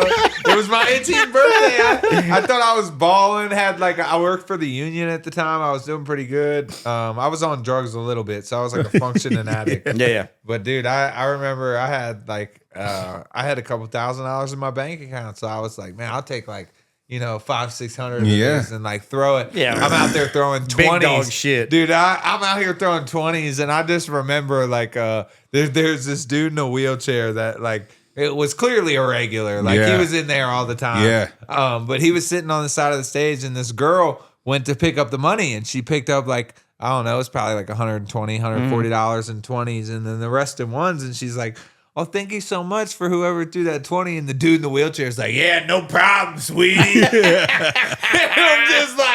I'm been sitting here the whole time. That fucking guy didn't throw shit, dude. Did you call him out? No, dude, he's in a wheelchair. He's That's what I was about to say. You got to let him get it. Yeah, I did. I did. You got to let him He get was it. probably an old veteran. Let you that make was it. Just And either way, the girl that was on the stage was actually pretty cute. There was no way he was going home with that. So I was like, dude, I contribute 140 to your chance of it, brother. Fuck it, dude. I used to always like to see the dudes that whenever the money would go everywhere, Pick it back up. That would pick it back up, or that it wasn't their dollars, but they went and picked the shit up and kept it, or reused it. Yeah, recycled money, bitch. Redeployed. Yeah, Oh man, every time I'm in a strip club, I always think about how funny it would be to throw quarters or pennies or something. Making it hail, bro. Yeah. You're making it hail. I'm making hail in this motherfucker. bro, during my addiction, What was that? $100 in pennies, bitch. I had one of those money guns where you put the God, 100 $1 bills in. Yeah. You just hold the trigger. Yeah. And it goes in 6 seconds. Yeah, it it's floods. fucking fast. Yeah. Yeah. But we used to think, big dog shit right Those are here. actually money counters just in a gun. Oh, really? Yeah, how fast yeah. a money counter flips? Same concept. Oh, no shit? Yeah. Oh, that's cool. Yeah. We should get one of those. I probably still have Pretty one cool. in the box. The part of the money counter that slides the dollar in and flips it over. Yeah. I assume that's what's in those guns. I've shot one of them before too. Yeah. They flood. they get rid of. I've never done it quick. in a strip club. I think I did it for a music video, like a parody type thing where I was acting like all the other rappers, and I had the teeth, the grill, chains, and had we got a big stack of fake $100 bills, and just was we were riding through downtown Austin in a slingshot. Dude, it was fucking. It was one of those times where somebody pulled up next to me and was like, "Who are you guys? Oh, what are you doing?" And it's oh yeah, all 6 of you bitches get to know the name, dog. Yeah. Kevin Gates talks about it. He calls it a cash cannon. Oh, that's Cash funny. cannon, Yeah, that's funny. Yeah. Get all. You know what? I actually got that from a Monopoly. It had Monopoly on it. The Oh, first no one that I shit. bought. They sell them at Target still. Oh wow. I guess for Monopoly money, supposedly. Yeah. But they know what it's in Yeah, there they for. know what's we up. know that Yeah. size difference. Yeah, Yeah, yeah. right. It's like when people started playing beer pong. Yeah. All of a sudden, everybody had ping pong balls. Yeah, just fucking right. Yeah. right when you Laying walk in the around. gas station and Yeah. shit. Yeah. Yeah. Yeah, man. Beer So- pong. Damn, I haven't played that game in fucking shit. 10 years. Yeah, I minute. guess you can do it sober. You can do it. Yeah. I mean, Actually, you know what? I think I want to say at one of the Recovery Unplugged tents, they had like a sober beer pong thing at one of the events I went to. Mm-hmm. It might have been that was my thing, dude. Like I didn't really drink. Yeah. And I didn't really like to drink. So anytime I played beer pong, I would like you're locked dominate. in. Yeah. Yeah. Because it was Yeah, like I you're don't want to sober. fucking be drunk. You know what I mean? Yeah. You get drunk. I just had fun making them in. Yeah. Bounce shots. I was nasty. I was get good you. at fingering them. Fingering them out. Oh yeah. I was a good fingerer. yeah, dude. I Bro, bet I could you finger are, the dude. fuck out of that shit, bro. All right, Right in the old butthole dookie girl. hole. You learned your Every time he hits skills. the cup, he's like, boop. We had a rule. It was girls blow guys finger. Oh yeah, same. Yeah. So when it would roll, girls could blow it out, but Yeah. guys couldn't blow. We had Yeah. finger. yeah. Yeah, and you couldn't bring any beer up with you. Okay. Yeah. Couldn't splash any on the table. No I remember splash. that. Yeah. Yeah. All Fingers- kinds of weird rules in Fingers beer can't pong. get wet. It must be universal. I remember Yeah. I was all the way in Maryland. Those were the same rules. Same rules. Yeah. So my first experience with beer pong was at Penn State. I went to visit a buddy of Okay. mine.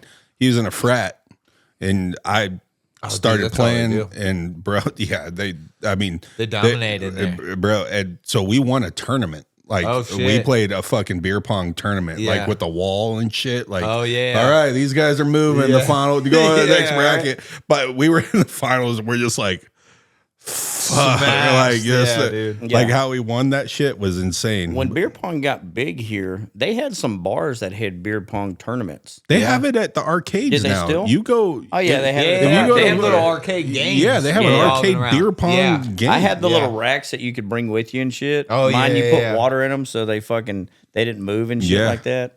We was Now they got pool ones.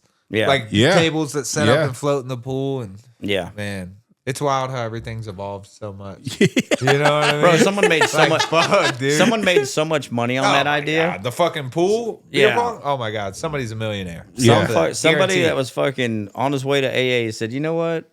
This is going to be my last shindig. I'm going to You know? make this motherfucker." You know what I'm saying? Just made so much money. You ever wonder what creations people were high while they were making? Like, I think A for lot. sure the Doritos Locos Taco was definitely somebody stoned as fuck. I think everything at Jack in the Box, bro. Yeah, true. The Doritos taco that makes so much sense to me. It's like you're high as shit. You're eating a taco. You're eating Doritos, and then you're just like, Oh, I can do this. you're like, oh shit, dude. Yeah. What if I wrap this in here? Two dude? for one. Or like the prison meals you see, like when people are like, taco salads in a bag. It's like, no, mother, that's a hookup. Yeah. man. You know what I'm saying? Like tier 2, we were doing the same shit. You know? What's People it called? be A like- spread? Yeah. People, different things. Like where I was at, they called it hookups. Yeah. They really only called it a spread if it was like 8 of us going in and we were Yeah. making like something big. But yeah, you see that shit everywhere, and people be like, "Oh, to go tacos." I'm like, "You mean a fucking hookup?" Yeah. I Like, had never fuck. ate a spread before. Two of the guys I went to rehab with, when I went to their sober living, they were like, "Let's go to HEB. We're gonna make a spread." And Oh, I was like, God. I don't even know what a spread is. Yeah. And like the ingredients, it looks like it's gonna be dog shit because Yeah. tuna fish is one of them. Yeah. Right. Yep. And it's like there is no way Tuna, sausage, this is gonna be chips, fucking good. Pickles. Bro, they made that shit and it was so fucking good. Slam. It was fire. And they'll Ramen fill you noodles up. and fucking ramen noodles and tuna fish and all kinds of silly shit. Yeah. And it was fucking really good. Dude, it's wild what you can make out of ramen. I've seen dudes make pizzas in jail. That's what they made. Yeah. They made Yeah. a pizza. They Yeah. called it spread, but it was a pizza. Yeah.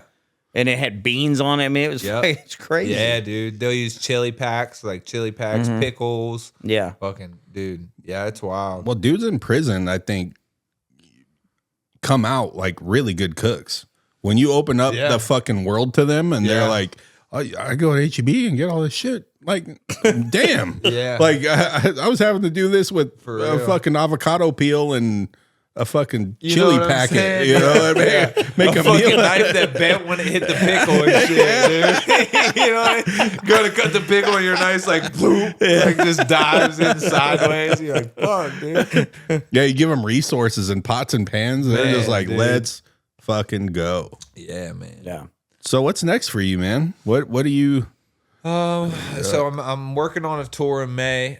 Gringo the MC is going on tour, and I think I'm gonna go with him and open. He did a song with you. Yeah, it's he's- escaping my brain which one it Current is. Situation. There you go. Yeah, Yeah, that's a yeah. great song. Are y'all staying in Texas or where are y'all going? No, actually, it'll be man. Let me read the list of cities just in case anybody Yeah, watching dude. is in these areas.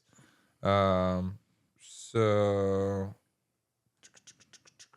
Yeah, if you're obviously you're gonna do one somewhere here or somewhere close. We'll yeah, definitely at some point we'll come out and show out. I don't know when. But right now the lineup right now is Cheyenne, Wyoming, Denver, Colorado, Kearney, Nebraska, Norfolk, Nebraska, Kansas City, Missouri, St. Louis, Missouri, Wichita, Kansas, and Chicago, Illinois. And then we may add one of these three cities: Duluth, Minnesota, Green Bay, Wisconsin, and Madison, Wisconsin. Damn. Yeah. It's gonna be cold. Yeah. It'll be Yeah. it'll be a dope tour. Shout out to DFW Airporter. He good friend of mine, Jason. He's like moving a bunch of stuff around to make it available for us to take his Mercedes Sprinter on the road. Nice. Which is sick. Yeah. Otherwise we'd probably be in like a caravan or something. Yeah. And it's like he totally, I called him just kind of on a whim. You know what I mean? Those are expensive vans. They're very. yeah. So I not at all for a second was like he'll probably say no, and if he Yeah. does, I expect that. Yeah. I just Expect it, totally, yeah. I get it, dude. Yeah. Like I get it. But he was like, "Nah, we'll make it happen. Like wrap that thing, put my name on the back or something, and we'll send you with it." So shout out to DFW Airporter, Yeah. man. If you're ever needing transportation in the DFW area, that's the guy to call. Man. Yeah, That's tight. Great shit. especially dude. group transportation. He's got like big buses and stuff, luxury buses. I worked with these guys that they had a band. I don't remember what the name was. Fuck. I'll think of it after this podcast. But they had a band. This is like 20 years ago, and they bought a van. They all put in like $200, $300. Yeah. There was like 6 of them, and they fucking Endofin is what their name was. Okay. And they bought this van and they went on tour. And like this van was dog shit. Like it Yeah. broke down every fucking Oh, city. God, yeah. And like they would send back videos. Like this was on MySpace. Remember MySpace was a big deal? yeah. So you could watch like their shit on MySpace and like I don't know if YouTube was around yet, but like they would be fucking their motor would go out here or their fucking the brakes went out over here and they went on like New Mexico and they went all these different areas. And they got near the border in Arizona and some fucking cartel guys tried to rob them. Oh shit. They like literally tried to fucking steal their van from them. They were trying to run them off the road and take their van because I guess vans are a big fucking deal over Yeah. there. Probably the one that Yeah. the A-Team drove around in, the fucking BA Baracus Maybe, and shit. yeah. Like But the they said original one. They said that was some of the funnest shit that they've ever done. Like they had no money. Yeah. They went from, I mean, they made money at each place, like selling merchandise. Yeah. And then they probably got paid like $80 to show up and fucking play. Yeah. But they took that money from here and went to the next one, took that money from here and went to the next one. And they That's said a it was free it was- way of life, man. Yeah, they said it was like some of the best times they've ever fucking had. Man, I think Like two of them quit their job that they worked with me and did that. and went and did that. Yeah. Like that's what they went and did. They probably got a hell of an experience too, man. I think I tell my wife all the time, like when we move, I really want to get back to the basics, man. Like if you think about it, dude, there's so much in life that like I've just come to realize that anytime you're using convenience, you're paying for it with either your health or your time, right? Yeah. Like it's like think about how many basic things that we forget, like making your own bread. That's so healthy for you. Like, and then making your own ice cream. It's like you don't want to give your kids ice cream because it's not healthy, but if you made your own, it's healthy. Yeah. It's like a superfood. Yeah, you know it's what really I mean? not bad. So it's just like man, like I've been trying to get on my wife just being like, man, when we move, like back to the basics. Like, Yeah. we can grow our own potatoes. We can grow our own, just being self-sufficient. I feel Yeah. like, it's crazy the place that the world's in. Everybody's just so people consume so much, like TV, Instagram, TikTok, like just your phone, fast shit. food. Yeah. Dude, I've been heavy on that with the aspect of like really trying to calm down with picking my phone up, because sometimes I'll notice like my kids calling my name for like 2 minutes, and I'm just like sitting here like, yeah, bud, hold on a second, and it's like, whoa, like put that down. That's another thing he made me realize, dude, was just the phone shit, because he'd be like, I'd be on my phone and he'd like crawl in my lap and like roll over the phone and like roll, and I'd be like, what are you doing, bud? And he's like, I want attention. And it's like, oh, okay, I get it. Kaylin's mom told me one day, because I was like, hey, does Kaylin ever say anything like that I need to change, right? Yeah. And she said, she just says that you're always on your phone. Yeah. When she's with you. And I was like, fuck. Like that. So I made a deal with her. her. You don't even notice. I don't, because that's just what we do now. Yeah. So I made a deal with her, like, whenever you're here, if we're watching a movie, my phone's away. Yeah. Right? Or if we're fucking at volleyball, I don't even touch my phone. Or if we're doing something together, my phone's gone. Yeah. Right? As long as you're off yours, because she has one too. Yeah. But I have to give her time on hers. As long as you're off yours, I'll be off mine. Yeah. You know? It's a hard balance, man, because it's like, if you think about what the world was like before phones, it was amazing. It was like you know, it's a catch-22. It's like social media helps catch bad people. It gets words out that are needed to get out for the world. It lets people see the truth in situations, right? Like all this stuff with, you know, the government kind of being against us and all that stuff. I feel like wouldn't be a forefront unless social media was there to kind of touch on it, because the news is you can't trust anything they say these days. You know what I mean? They're like, the sky's green this morning and the grass is blue. You know, and it's just like fucking. There's people sitting in their living rooms that are like, "You're damn right it is." Fucking look, anything in moderation's good. Yeah, you know, like I mean, it just is. Yeah, and the phone and technology is no different. But to your point, it's like, technology is advancing so fast. Yeah. Where our brains aren't even capable of, like, I have this fucking phone.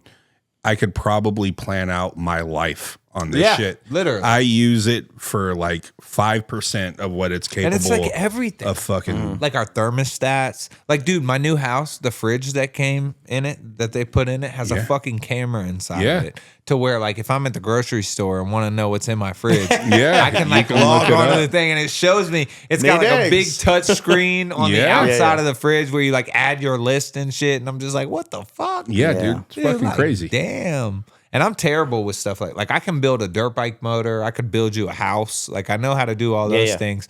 But like, my manager will send me like a spreadsheet on like Google and be like, hey, fill in these ISRCs and these other codes and do this. And I'm just like, I get like a third of the way through the spreadsheet and realize I've been fucking everything up, moving it around on accident. And I'm like, I can't fucking, like, I suck at this, dude. I fucking suck. I can build a house, but I can't use a fucking computer. Yeah. We have someone coming on next week. And when I was talking to him through text, he said, email my manager and she'll put it on my schedule. Yeah. So I emailed her and she's like, all right, got you locked in. And then she sent me a fucking request to accept and all on this. Google. And I was like, I sent her an email back and said, when y'all get here, you got to teach me how to do that. Yeah. Because like I'm putting shit in on my phone for this podcast. Like go into my little fucking calendar.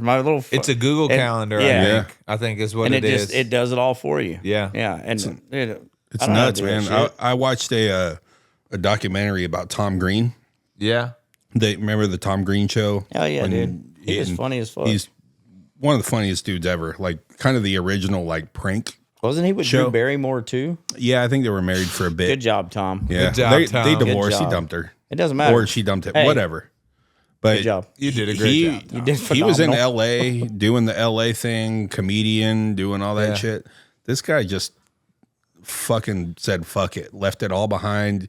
Now he is on like a farm in Canada and he rides around on a donkey Probably all happy day. as hell, dude, too. happy as shit. And to your experience and back to basics, now he travels. He doesn't go by plane. Yeah. He has a fucking, like, it looks kind of dumpy. It's nice inside. Yeah. It's got like a bed and shit in there. Yeah. But he just drives a fucking van wherever. Like, he was just here in Austin doing shows. Yeah. He was like, yeah, I just pulled up in my van and, Dude, parked it. And what a life. was we would stop and stay and I feel like wherever. that's where people go wrong with happiness, though. Is they it's like my happiness is here. Like, am I getting likes? Am I getting follows? Yeah. Am I getting? And they forget that it's like this doesn't even really exist. Yeah. Like, this isn't even a real thing. Like if I mean, you're putting videos out and doing this, but it's like it's not tangible. You can't, you know what I mean? You can't. You're not gonna. The part that blows my mind is like, when we were kids, or like, you're a little bit older than I, but like when we were kids, it was like you would relate things to real life. You would be like, oh man, like that's crazy you say that, because the other day I was going in the store and this happened. And now it's like somebody will say something and they'll be like, oh, it's crazy you say that. I saw on social media the other day. Yeah. And it's saw like, it on YouTube. Fuck yeah. And it's just like, damn, like people are really living their lives through the means of social media and YouTube and things like that. And it's kind of mind blowing to me, you know? Oh, you can imagine, like, especially like celebrities and shit. Oh man. Like, I know Rachel, when Rachel was on here, she said like she has to really meditate and pray in the morning first thing before she even opens up her inbox and shit, because sometimes like people's comments and shit can fuck her day up. 100%. Right? And People are mean, dude. Yeah, people are assholes. I've seen her especially with comments, too. women. Yeah. Like, when guys, we're fucking nasty. Yeah. I know, like, some of the UFC fighters, when they would ask some of the women, like, what's the worst thing that happens to you outside of here? It's like, guys send me dick pics all the time. Yeah. Like, just random people that's DM weird. me, Yeah. like, hey, here's, and fucking Joanna, she's hilarious. She was like, and some of y'all should not even send those little dicks that y'all are sending. She said some shit like that. Like, it's embarrassing that y'all would even send that. Yeah. But yeah, like, fucking, that's another thing that social media adds, that we didn't have that shit a while back. You had MySpace. Send a dick pic on MySpace and see what happens. Yeah, right. Everyone's gonna see that motherfucker. Yeah, exactly. Yeah. No, it's wild, man. And she, Rachel, that's Rachel Elizabeth, right? Yeah, She's dude, one of the most humble people you'll ever meet. She seems like a dope Cool human. as I've fuck. never met her in person. I'd love to come on the podcast, but Cool as I've never fuck. met her in person. She seems like Bro, a cool if you reached individual. out to her anything in recovery, she would fucking be there in a second. Yeah, I believe she's it. so fucking cool. She seems very grounded. Very. That makes sense. Super grounded. Very That's the humble, vibe very I get grounded. from her is grounded. Yeah. It's funny when she comes here, Destiny loves her. Oh yeah. Every female from the every age female. of fucking 16 She through. gets fucking all like, what is it called? Starstruck? Yeah. Like, she can't even say hi to her and shit. She's like, That's funny, dude. Yeah, my girlfriend She's a did the funny same woman. shit. She's hilarious. Rachel's bro. hilarious. She's funny I saw as one shit. video where So she was funny. talking about. She said she was like. She said she accidentally like took a sip of a drink at a club or yeah. something like that. She was on vacation. Yeah. Yeah. And that shit hit me so hard because I've accidentally hit a joint, like being somewhere and somebody's like, hey, do you want to hit this? And I'm like thinking it was a hookah, and I hit it, and it was like a hookah, but it was like infused. Yeah, You know what I mean? yeah. And it just cracked me up when she was like, because when that happened to me, like the first thought in my head was just, I was like paranoid, like, fuck, am I gonna go like smoke crack or something? Yeah. Like, what am I gonna do? the next step? Yeah, like, fuck, bro, like I feel uncomfortable, like I don't like this. Something like I gotta go home and talk to my wife or something. And fucking, she mentioned that she was like. Oh, I had a drink. Like, it's time to go smoke crack. You know? Dude, I thought that was the funniest fucking thing. Yeah, dude. I was like, oh, that hit home. Yeah. Dude, that hit home. She's man. very funny, bro. Yeah. She's super cool. Super funny. Cool Super human cool. being, man. Yeah, that's awesome. Well, brother, I think we got one in the books here, man. Yeah, What do dude. you think? Yeah, dude. We're Yeah. always having a good time. Yeah, Dude, this this- was definitely a different podcast. I like it. Yeah, man. This was just three dudes bullshit. Yeah. yeah. I feel like this was more of a update and like a grown man's podcast. Yeah, The just- aspect we talked about a lot of, Yeah. a lot of things that artists themselves usually don't touch on, and podcasts usually don't touch on unless they're specific. That's why I love this podcast. Y'all don't have like a specific lane. You're not always talking about this or that. It's just it's kind of wherever the vibe falls. Part man. of that is we're just too dumb to know any better. Like, Only it's like- only one of you is a moron. It's funny. When we first started this, we were like, should we have like a fucking outline of what we're gonna do and talk? And we, at first, you were gonna bring on a little pad, right? I was bringing. It's probably He in had- here somewhere. He had a little pad, but I was like outlining. So You did that when I came on. Didn't yeah. So I feel like he had and enough. we got rid we of got that. rid of it Yeah. pretty close. Maybe I had it. Maybe I didn't. I don't know. So Mike, in all of his genius, right? Like he calls me on a Thursday and says we're ready to film on Sunday. Yeah. Right. And I'm like, what? We're like ready to go. And he's like, yeah, dude, like we're going like on Sunday. Cause he was just going through some shit and he's like, we need to fucking go right now. I was like, all right, brother. So I started going into panic mode and I wrote again, moron, right? I don't understand addiction or recovery at all. Yeah. So I started freaking out and I got this notepad and I started writing down questions in it. Yeah. This, as they would come and I'm like, fuck. So I had like 300 fucking questions. Yeah. Like over 3 days. Cause I was obsessing. I was like, I need to be prepared. I don't know what the fuck I'm going to do. Yeah. Right. I also am going to be the dick and fart guy. Like I have to be, have some zingers in here. Yeah. It was just all prepared. Yeah, you had jokes written in there. And yeah. shit. Like I had all kinds of shit. Like, There ain't nothing wrong with that. yeah. though. But There's nothing wrong with I was that. just freaking out. Like I was like, dude, I don't know what the fuck we're going to do. Yeah. So, so we get in here, we do one episode, and I asked like 2 of the 350 fucking questions, and it just kind of started bouncing off of each other, and it ended up being like an hour-long thing. Yeah. And then I was like, oh, you were just way overthinking this shit. Yeah. Like you just got anxiety and started fucking. And then I was like, well, cool. Now I have like episodes worth of shit here. I can do this for 300 episodes. Yeah, that's kind of what I was thinking. Yeah. I was like, man, and then like sub questions off of the question that weren't on the list of questions. Yeah, right. But then I was like, okay, so this week we're going to do this. We're going to ask this question. Yeah. Right. And then I think episode 4 or 5. Yeah, we changed it. I came in and I was giving them a shot to prepare. Yeah. That's what I felt like I was doing. I was like, dude, it's scripted. It's not scripted, but it's scripted. Yeah. Right. I just want to see what happens. So the next week I came in and I didn't have it. And they're like, all right, man, what are we going to talk about? And I was like, I don't know. Yeah. I don't fucking know, man. Yeah, We're just going to go in there and see what fucking happens. See how it goes. And then that's you how may we not have had a notepad when I came on. Yeah. I think it stopped after maybe 5 or 6. I'm starting to think you didn't because I think we just kind of wung it and we went down some holes. Yeah. Yeah. Yeah, well, that's what I found is like people in addiction and recovery with the path that they go down. Yeah.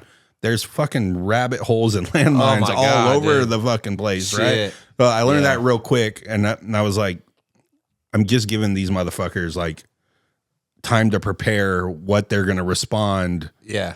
And I was like, fuck that. We're scrapping this whole thing, and we're just gonna come in here and talk. Yeah, I think that's the best way to do it. Yeah. Man. Yeah, You know, I do too. when you see like reality TV shows, it's like when they're scripted, it's like Yeah, it's you know? like I always like whose line is it anyway? Yeah. Oh, right? yeah. I love that show. Yeah, it's But great. I'm like, man, some of those shit comes off their head so well Yeah. that it's like, is it really fucking unscripted? I don't know. You know, But man, if it's not, those are some genius motherfuckers. they're fucking funny too. Yeah, they're fucking hilarious. really good. Yeah. They all got famous. My dad too. used to watch that when I was younger. I used to watch that too. Who was it? Something Brady. Yeah, Wayne Brady. Wayne Brady. Wayne Yeah. Brady. And He then, still does a bunch of shit. Who's the taller dude? The tall white dude. Yeah, I forget. Fucking hilarious. Well, they were all funny, hilarious, dude. brother. Well, that- Him and the little bald dude, the dude that had the hair Yeah. here, but Dude, bald anytime hair. the tall, skinny guy reenacted anything, I died laughing. One just of the looking best at praying shows you'll ever mantis. see of that. It's out there, but Robin Williams was a surprise guest on that Oh, no one. shit. time. Oh yeah, And that Rest shit in was peace to that fucking guy. hilarious. I dude. believe Like him going out there and going off the cuff was Yeah, fucking incredible. I believe it, man. They say that usually people's happy side have an equally as dark side, and that was a beautiful Prime and example. funny human being. Yeah. Well, you run down the line of all the funniest human beings Yeah, you've right? ever got. John Belushi, Yeah. fucking Chris Farley, to me is like one of the funniest fucking dudes ever. Yeah. And everybody said sweetest guy ever. Same thing about Robin. Like Yeah. anybody, it's just so sweet, Yeah. so nice all Yeah. the time, and they're just darkness, dude. I'm like telling you. go home and the clowns cry the hardest, man. Yeah. They Yeah. do. They go home and they cry the hardest. That's a real thing, dude. Yeah, That's a real thing. yeah. I think that kind of circles back to the balance thing. Where Yeah. It's like you have to, you can only 100%. wear a mask but for so long. Until Well, it also it's has, like I think piles up. I think it has, and I'm not saying nothing bad about them, but it also has something to do with addiction too, right? Yeah. Because those were definitely my darkest times. Yeah. Like fucking like when I'm using and then I'm thinking, or this is going bad in life, or this is going bad. Like I never thought about killing myself. Yeah. But Lucky there was you. definitely some fucking depression That's in a there. dark one, yeah. Yeah, there was definitely some depression in there. And when I got sober, whenever I'd get off the meth for a minute, Yeah. that depression that I would feel for that's what would always keep me going back. I could make like 5 or 6 or 7 days on my own. Yeah. But once that shit would hit, I'd be like, oh, fuck, I can't deal with this. Yeah, I'm not doing it. And I used to always tell people, like, I don't understand suicide. Yeah. But if people feel like I would feel in those days every day, Yeah. man, that's a fucking terrible way to fucking. weight, That's dude. a terrible way. I know I thought about it quite a few times when I was getting high, and to this day I still don't really know. Like I tried to kill myself I think 3 different times. 2 times I was like serious. And the other time I'm not really sure if it was like for attention or what it was. But I just know that like remember we talked earlier about emotional responses, right? Yeah. I think that's an emotional response. Like you're so deep in your feelings and you're so fucked up in your head about something, whatever it may be. And you're just like, this is the end of my life. Like my life is going to end right here. Yeah. And it's not, and this is for anybody struggling too. Like you never even realize that you get another chance in those moments. Like you're just thinking about like, this is over. This is it for me. But if you just go to sleep and wake up, it's like that's the moment when you realize like shit. I have another chance. Well, if you think about like some of the worst things that's ever happened to you, Yeah, and you think about it now, in that moment, it was the worst thing that's ever. This is the 100%. fucking worst thing that's ever going to happen in my life. yeah. And then a month later, it's really, it was a it's bad not that big day, a deal. but it wasn't that big of a deal. I remember my girlfriend in middle school broke up with me, dude. And I spent like a night or two just crying and puking in my room. Like I was an emotional mess. It was the hottest girl in school. I was super happy. I won't say her last name. Her first name was Megan. Shout out to her. She's a really good friend of mine now. But yeah, when I was like in school and that happened, dude, I was like puking and throwing up. And then like a week later, I had a different girlfriend. It was like, it didn't even, you just get so caught up in that thing, dude. I call it the snowball of emotions, where it's just like, you're like at a tipping point, something pushes it and it just gets bigger and bigger and bigger and bigger and bigger. And it's like, you kind of got to decide where you disperse all that stuff at. And you kind of got to decide like, what's my tipping point? Like, where am I going to end this like craziness going on in my head? Because you get to a point where you're just like, I don't want to live anymore. And I've seen that with a lot of my friends. Unfortunately, a lot of them have taken their life or overdosed intentionally, and it's like I know how that feels to feel so trapped, like so trapped to where you just feel like the only way out is to take your life. But it's like, man, I'm a what's the word, a testament to like, if you just wait. Yeah. Like, don't do it. Don't do it. Do it tomorrow. Do it till tomorrow. Dude, I've told myself that so many times in recovery, like with drugs. Like in early recovery, it'd just be like I want to fucking get high. And then it'd be like, I'm going to do it tomorrow. And then I wake up the next day and be like, I don't really want to get high. And then like a week later, I'd be like, I want to fucking get high. Like, you know what? I'm going to do it tomorrow. Yeah. The next day, it's like, I feel kind of good. I don't really want to get high. Yeah. It's crazy how that shit works, dude. For real, when you just sleep on it, Well, that one day at a time thing is real for so real. But I think it's real for everybody. Yeah. I think that's like, life. I don't even think you have to be in recovery to experience that. Yeah, man. It's like, don't ride the highs too high or the lows too low. My dad told me that. Yeah, dude. You fucking, if you're way up in the clouds right now, know that the fucking rug's gonna come down. You're gonna come down. What goes up must come but down. if you're up there and you keep your head here, then you're gonna be cool. But if you're down here, you keep your head just above there, you're gonna rise back up. So I mean, it's just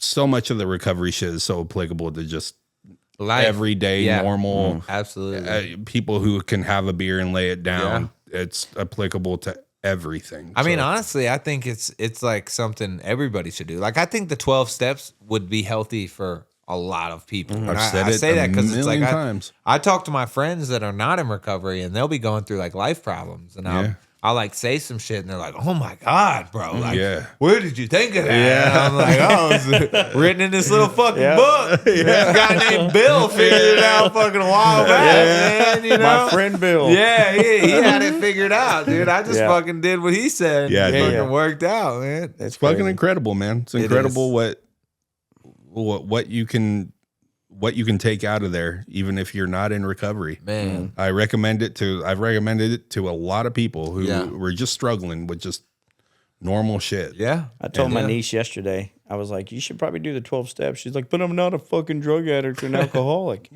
I said, no, but you have childhood trauma. Yeah. And I said, and you have a lot of character defects that Teaches you about that you yourself. don't even realize, right? And there's a lot of things that you stuffed in that you don't realize that are still affecting you in every relationship. Like I just literally did my step 4 and 5. Yeah. And I show up the same way in every fucking relationship. Every chick that I've ever dated gets the same piece of shit side of me in every single side of way. Yeah. And it's not my fault. It's always their fault, right? I always blame I heard this the other day. It takes 2 people to ruin a relationship. Yeah. So blame her and her mom. I didn't do shit wrong. But I show up the same way. And it's always, I have the same shit pop up on everything. And I was like, it was kind of embarrassing. Yeah. I was like, oh. When man. you figure out it's you? Oh, yeah. That's a like- hitter, dude. Yeah. Yeah, when you figure out it's you, like when I figured out it was me fucking up me and my parents' relationship after all these years, like it's just like, fuck, dude, what an idiot. Dude, you know what I mean? Like, what a fucking idiot. There's bro. a reason they tell you now go sit in that for 2 hours and just think about it. For you know, real. It's like, fuck, just go sit in a corner and just think on it. Man. Yeah, it's embarrassing. It's like, and you don't even have to, like, once I've already went through 2 or 3 people, I already know what the end result is on the 4th and 5th. Yeah. Because I'm showing up the same fucking way. Yep. And it all boils back to something, right?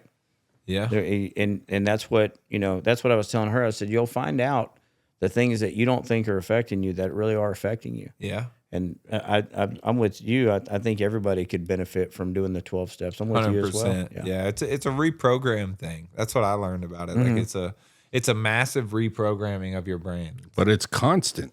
Yeah. Like that's the other thing, because you guys go back to those steps kind of constantly, All the like time. fucking control out deleting your computer before you leave work. Yeah. Right. You got to shut that shit down so you can fire it back up in the morning and get going again. 100%. So I still do nightlies at 6 years. Yeah. Like I still like, cause I am a piece of shit sometimes, bro. For real. Like I have a bit of a temper in the aspect of like, especially on the road, bro. I don't know what it is about drivers in fucking Texas. Yeah. But like when somebody cuts me off to the point where if I just let off the brake, I would have hit them. Yeah. Like something in my head is like, hit that motherfucker, dude. You know? Yeah. I do And that it's- afterwards. I'm like, I should have smoked him. Dude, I tell them my wife will not allow me to spend the money on a ranch hand brush guard. You know the big steel Yeah, bumpers oh, on the yeah. front? Yeah. I so badly, for months, I've been like, well, probably years at this point, I've been like, just let me get one. So that way I don't have to, I won't even bitch about it. Like if they cut me off, I'll just give them a little tap and just keep it moving. just I won't ruin even their car, nothing happens to Won't mine. even fucking, Everybody's happy. I'm I telling get you, fucking dude. But then it's like I do nightlies and I'm like, dude, like fucking what a dickhead, bro.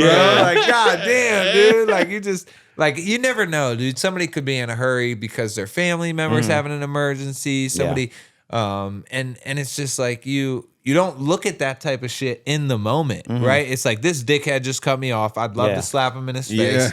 Like and you don't think outside of that. You're just like selfishly trying to pleasure your own pissed offness. You say the worst shit by yourself in a car on the road. God, you dude, say the most vile, worst fucking shit about people. You're like, I hope your mother fucking dies, and you watch it. You fucking piece of shit. I'm telling you, bro. Use your blinker. Yeah, dude.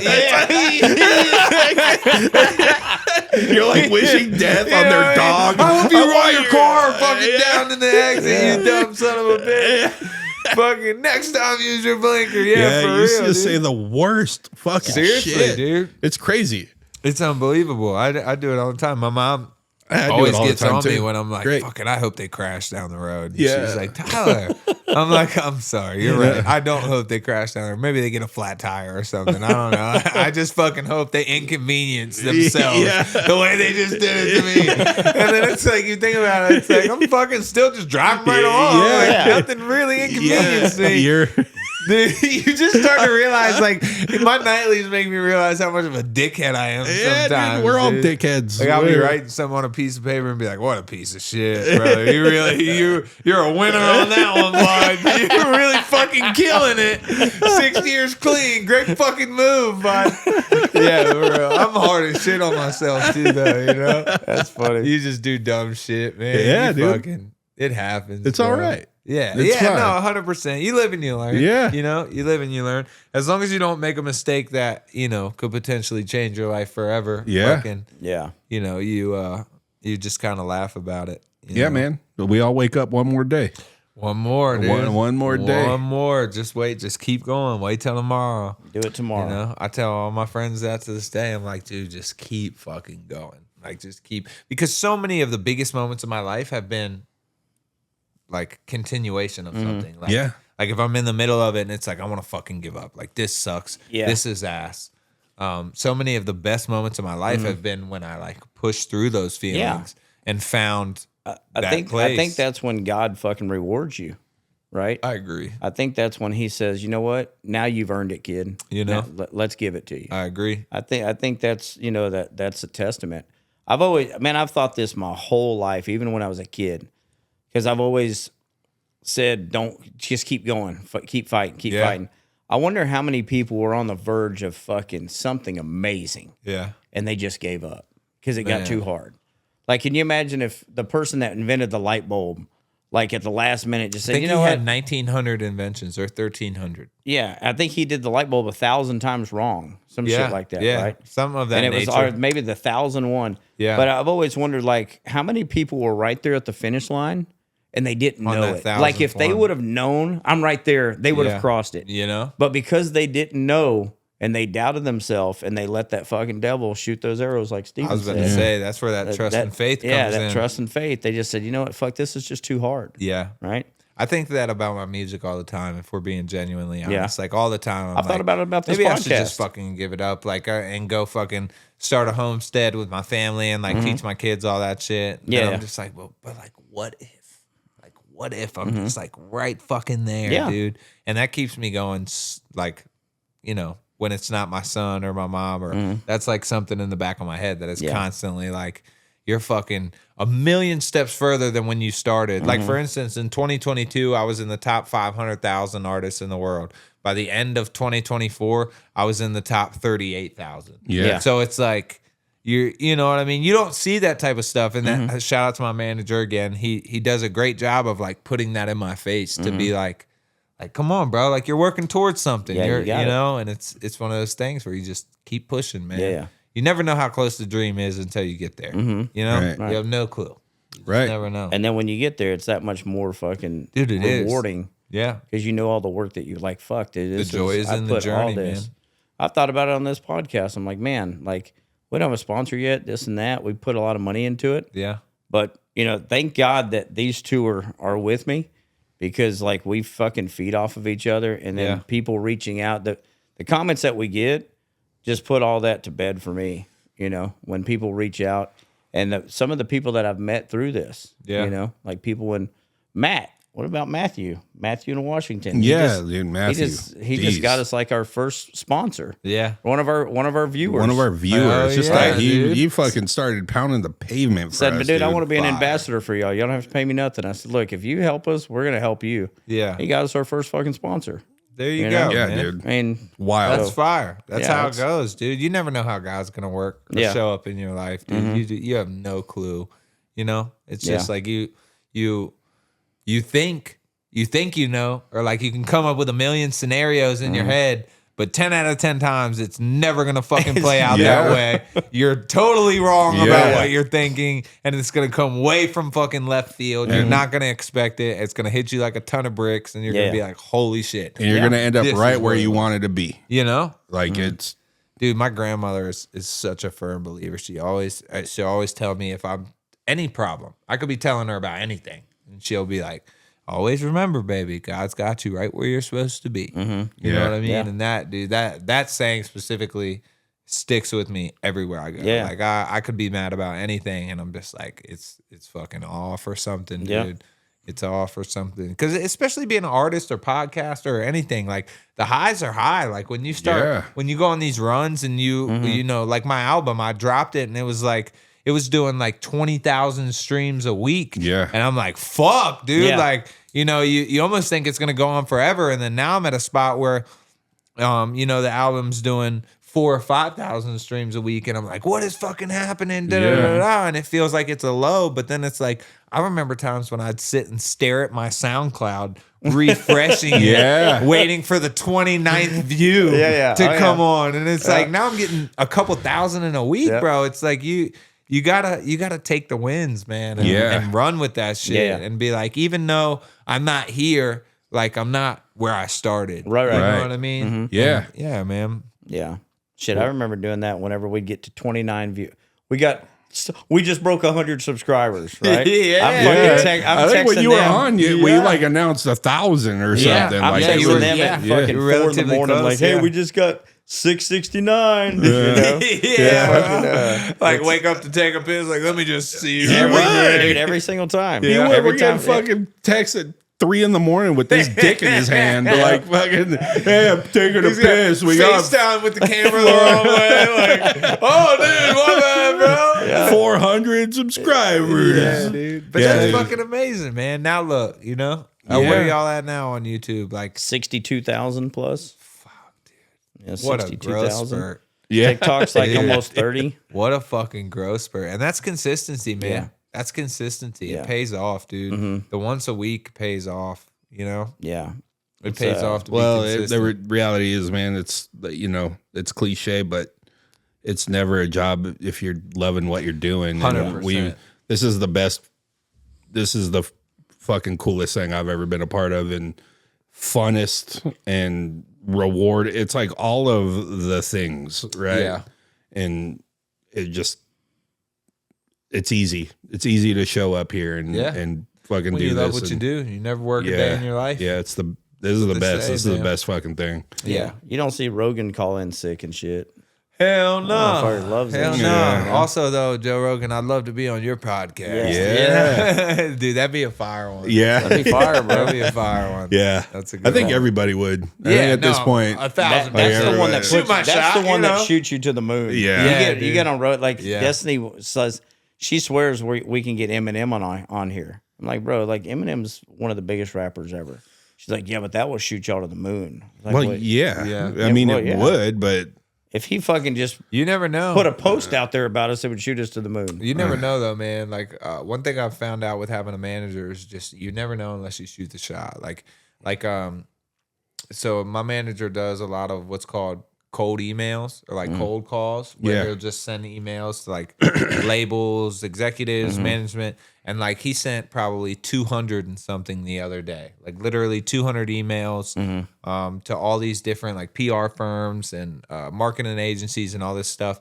And crazy enough, I may be saying this wrong, but I'm pretty sure it's the executive creator director or something of that sort for Warner Music, like Warner Bros. Like music reached back out and was like, hey, I'll get this over to the editorial team ASAP. Thanks for sharing with us. Yeah. And it was like, holy shit. Like out of all the people that didn't reply, it was like this one made 200 emails fucking so worth it. You know what I mean? And even if nothing comes of it, it's like dope. That guy now knows who I am. Yeah. He's with Warner Bros. He has this other stuff going on, like, but he now knows who I am. Yeah. You know what I mean? And, You don't know unless you try. Man, you never know. I tell my kid that all the time. It's like, Just never know. like, Dad, do you think I'll flip if I hit that jump? I'm like, you never know unless you try. Dude. Hit that throttle. Let's see, bro. Give her some balls and send it off, bro. Dude. Oh, man. Good times. Well, brother, it's getting late. Indeed. You need to my get wife's- home. Your wife's probably blowing you up. Nah, my son called me and then she said, are you doing okay? Yeah. That's it. Well, let's get you home, back to your kids. man. And brother, thank you so much for coming on again. Thank y'all again, man. Shit, I'd come on a third time. Hey, man, dude, you know? no, you are coming a third on. time. You're gonna come on a lot more times. I get the feeling of that. Yeah, it's good fun being here. You know? And it's the night ones are different because you're kind of relaxed. Yeah. Like, I'm like wearing sweatpants. Yeah, and dude. shirt. I'm like Yeah. totally Come as you relaxed. are. I left the house. She was like, "You're not dressing up." I was like, fuck all that, dude. I've been like in a place where I'm just so dadded out. Like I'm trying to grow this for a video shoot, but even that, I was just like, I'm not shaving. Like I'm not fucking. Yeah. You know, Yeah, dude. I don't even. No, Fucking- you got 2 kids now. Yeah, Fuck it. and they It's like think the world of me. Yeah. So it's like, fuck what you think. Yeah. You know what I'm saying, dude? Yeah, like I'm the fucking man at home, dog. Like I don't give a fuck what you think out here, bro. I walk through that door and it's like, you know? I'm the fucking man, dude. Well, look, man, the road back, right? Yeah, and road then, back. and then you have some stuff coming out. Yeah. So the road back is out now on all platforms. Go listen to that. Yeah, please. 22 tracks from me to you. That is a super personalized and emotional and vulnerable album. All of it. I would say, yeah. And in my opinion, some top 40 hits on there as well. Thank you. I It'd be appreciate that, man. I appreciate it greatly. That's one of my definitely one of my masterpieces of art, I would say. Like I'm super proud of that album. Should be. And then Beautiful Things is the EP that I have dropping. So that comes out March 7th. Okay. There'll be a video shortly after that for We Are the Change, which isn't out yet. It'll be out on that EP. But yeah, March 7th, new EP. Actually, any order off my website from now until then gets you free early access. So if you cool. Order or donations, and I take donations as low as $1. Sometimes that doesn't make sense to people, but if one person went and streamed all 6 songs off that EP on Spotify, it doesn't even pay me $1. So if you want to donate $1, $5, whatever, you know, I do it that way to where it's like some people can't afford $10. So it's like $1, 25 cents, whatever. A donation's a donation. 100,000 people to give you $1. Fuck, that's a lot of money. You know? Yeah. So You know it's what I'm like I do it that way. And donations, or if you order merch, I'll send you a link and it'll give you early access to the EP to listen to it on your phone. But yeah, so that's pretty much what I got going. Merch, new merch is up. Tour in May. Dates to be determined. But yeah, man. What's your website? IamCricchi.com. IamCricchi.com. Yeah, Nice. IamCricchi.com. Well, go check this man out. I'm telling you, Thank y'all. it is it's good shit. Good shit. It's good shit. It really is, man. We're proud of you. And if you ever need us, we'll come running, brother. Likewise, And, man. Likewise. and Thank that you. door's always open to you. And, you know. Yeah, I finally signed the wall for you. Yeah, dude. Yeah. The first guy we forgot. We were like, fuck. Like, you left. We were like, check out all the names that are up there now. That's crazy. yeah, dude. Look at that. Like you were the first one that was going to sign. Yeah. And all the names up there now. One day this wall, like people will be like, where the fuck do I sign? There's not anywhere to sign. Yeah. Well, that's a good problem to have, in my opinion. Yeah, Like, dude, I'm 100%. Yeah. I'm excited about it. The more you grow, the better problems you have. Yeah. Sometimes they seem more difficult, but it's like, it's a good problem to have. Yeah. My This is- homie called me the other day and was like, bro, I'm so fucked up about this. I can't figure out. Like, I got this tour thing, but also I got like this big show that I could open up for. And it like fucking sucks. And I was like, sucks what, bitch? Yeah, like that's dude. a good fucking Yeah. problem to have, motherfucker. Yeah. Open in front of 5,000 or go on a tour and see 5,000. Like, damn, what a problem. Yeah, Terrible dude. life. It's like, come on, bro. Fucking be grateful, dog. Yeah. Do them both. Do something. You remember getting on tour in front of 5 people. Yeah, Shit, just dude, family I've and friends. performed in front of 3 people. The last tour I went on, no, not last, probably 3 tours ago. It was small. It was like 2 cities. But one of the cities had like 3 people there, bro. And it was dope, though. Like, those 3 people follow me so closely now because it was like, Yeah. you know, it was personalized. Yeah. almost, Yeah. You know? So they're dope, man. Anybody that shows up, I appreciate. Well, one day they're gonna say that they were in a fucking crowd of 3 Nah, people for and they real, saw dude. you fucking playing the Moody. Some of the Yeah, best dude. AA meetings I've showed up at are like 3 or 4 people. Yeah. You know, I've showed up to some meetings before where I walk in, there's like 4 motherfuckers in here, and I'm like, oh man, I've almost left, Yeah. but I've stayed. And then there's no time limit. You can share multiple times. It ends up being a fucking fire ass meeting. Dude. You know? Great. Yeah. Yeah. I remember at Hollywood Undead. You know Hollywood Undead? I do, You like yeah. them? They have a song where it says, I don't know exactly what it says, but it talks about all these different cities that they went to, Yeah. performing in front of only family and friends. Yeah. Yeah. Yeah, man. That's Yeah, how man. it starts. Well, It ain't Thank- how it ends. You know what I'm saying? It ain't how it starts. We're gonna keep this train rolling, man. well, we are going to keep this train rolling. Let us know and- when you're here so we Yeah, can like, 100%. We're going to be in that crowd, rocking all the fucking shit. I would, do, I would man. like to I be appreciate backstage, it. but it's whatever. Yeah, we'll be your groupies, dude. Yeah, 100%, dude. I know my 100%, man. I'm sure. I'm sure. I was about to I'm say, sure I your know wife what- won't mind us being the groupies. Oh, Like, yeah. Hey, yo, did it stink? Unless You you, know, unless you have an OnlyFans, you might, you know. hey, the feet are out there. Yeah, I'm I just was about to saying. say, I know Mike's got the thing for his feet. Yeah. It's like, nah. It's probably people really looking for got pretty feet. Like, Damn, he's got an OnlyFans. Yeah. yeah, bro, Hey. trying to see what them toes look like. I'm sure there's a video or two out there. All right. Well, that's a good way to end it on Mike's I'm fucking going toe. out the smell. Bro, it scarred me for life. Yeah, I could tell. Oh, dude, yeah, Love me her for too, life. bro. You even changed the way you were Did it sitting at that stink? point. You were like, she said, I was like, damn, he still smells it. Damn, dude, she said, did it stink? I was to like, this day. but like, you know, when your jaw's like, Yeah, bro. Yeah. You know how like when you walk in a room and you smell like an old smell, like if you smoke crack, you'll be like, damn, that smells like burnt crack. he walks into like the fish market, so he's, damn, that smells like That a smell like stripper. that. yeah, it smells like Daisy's booty hole.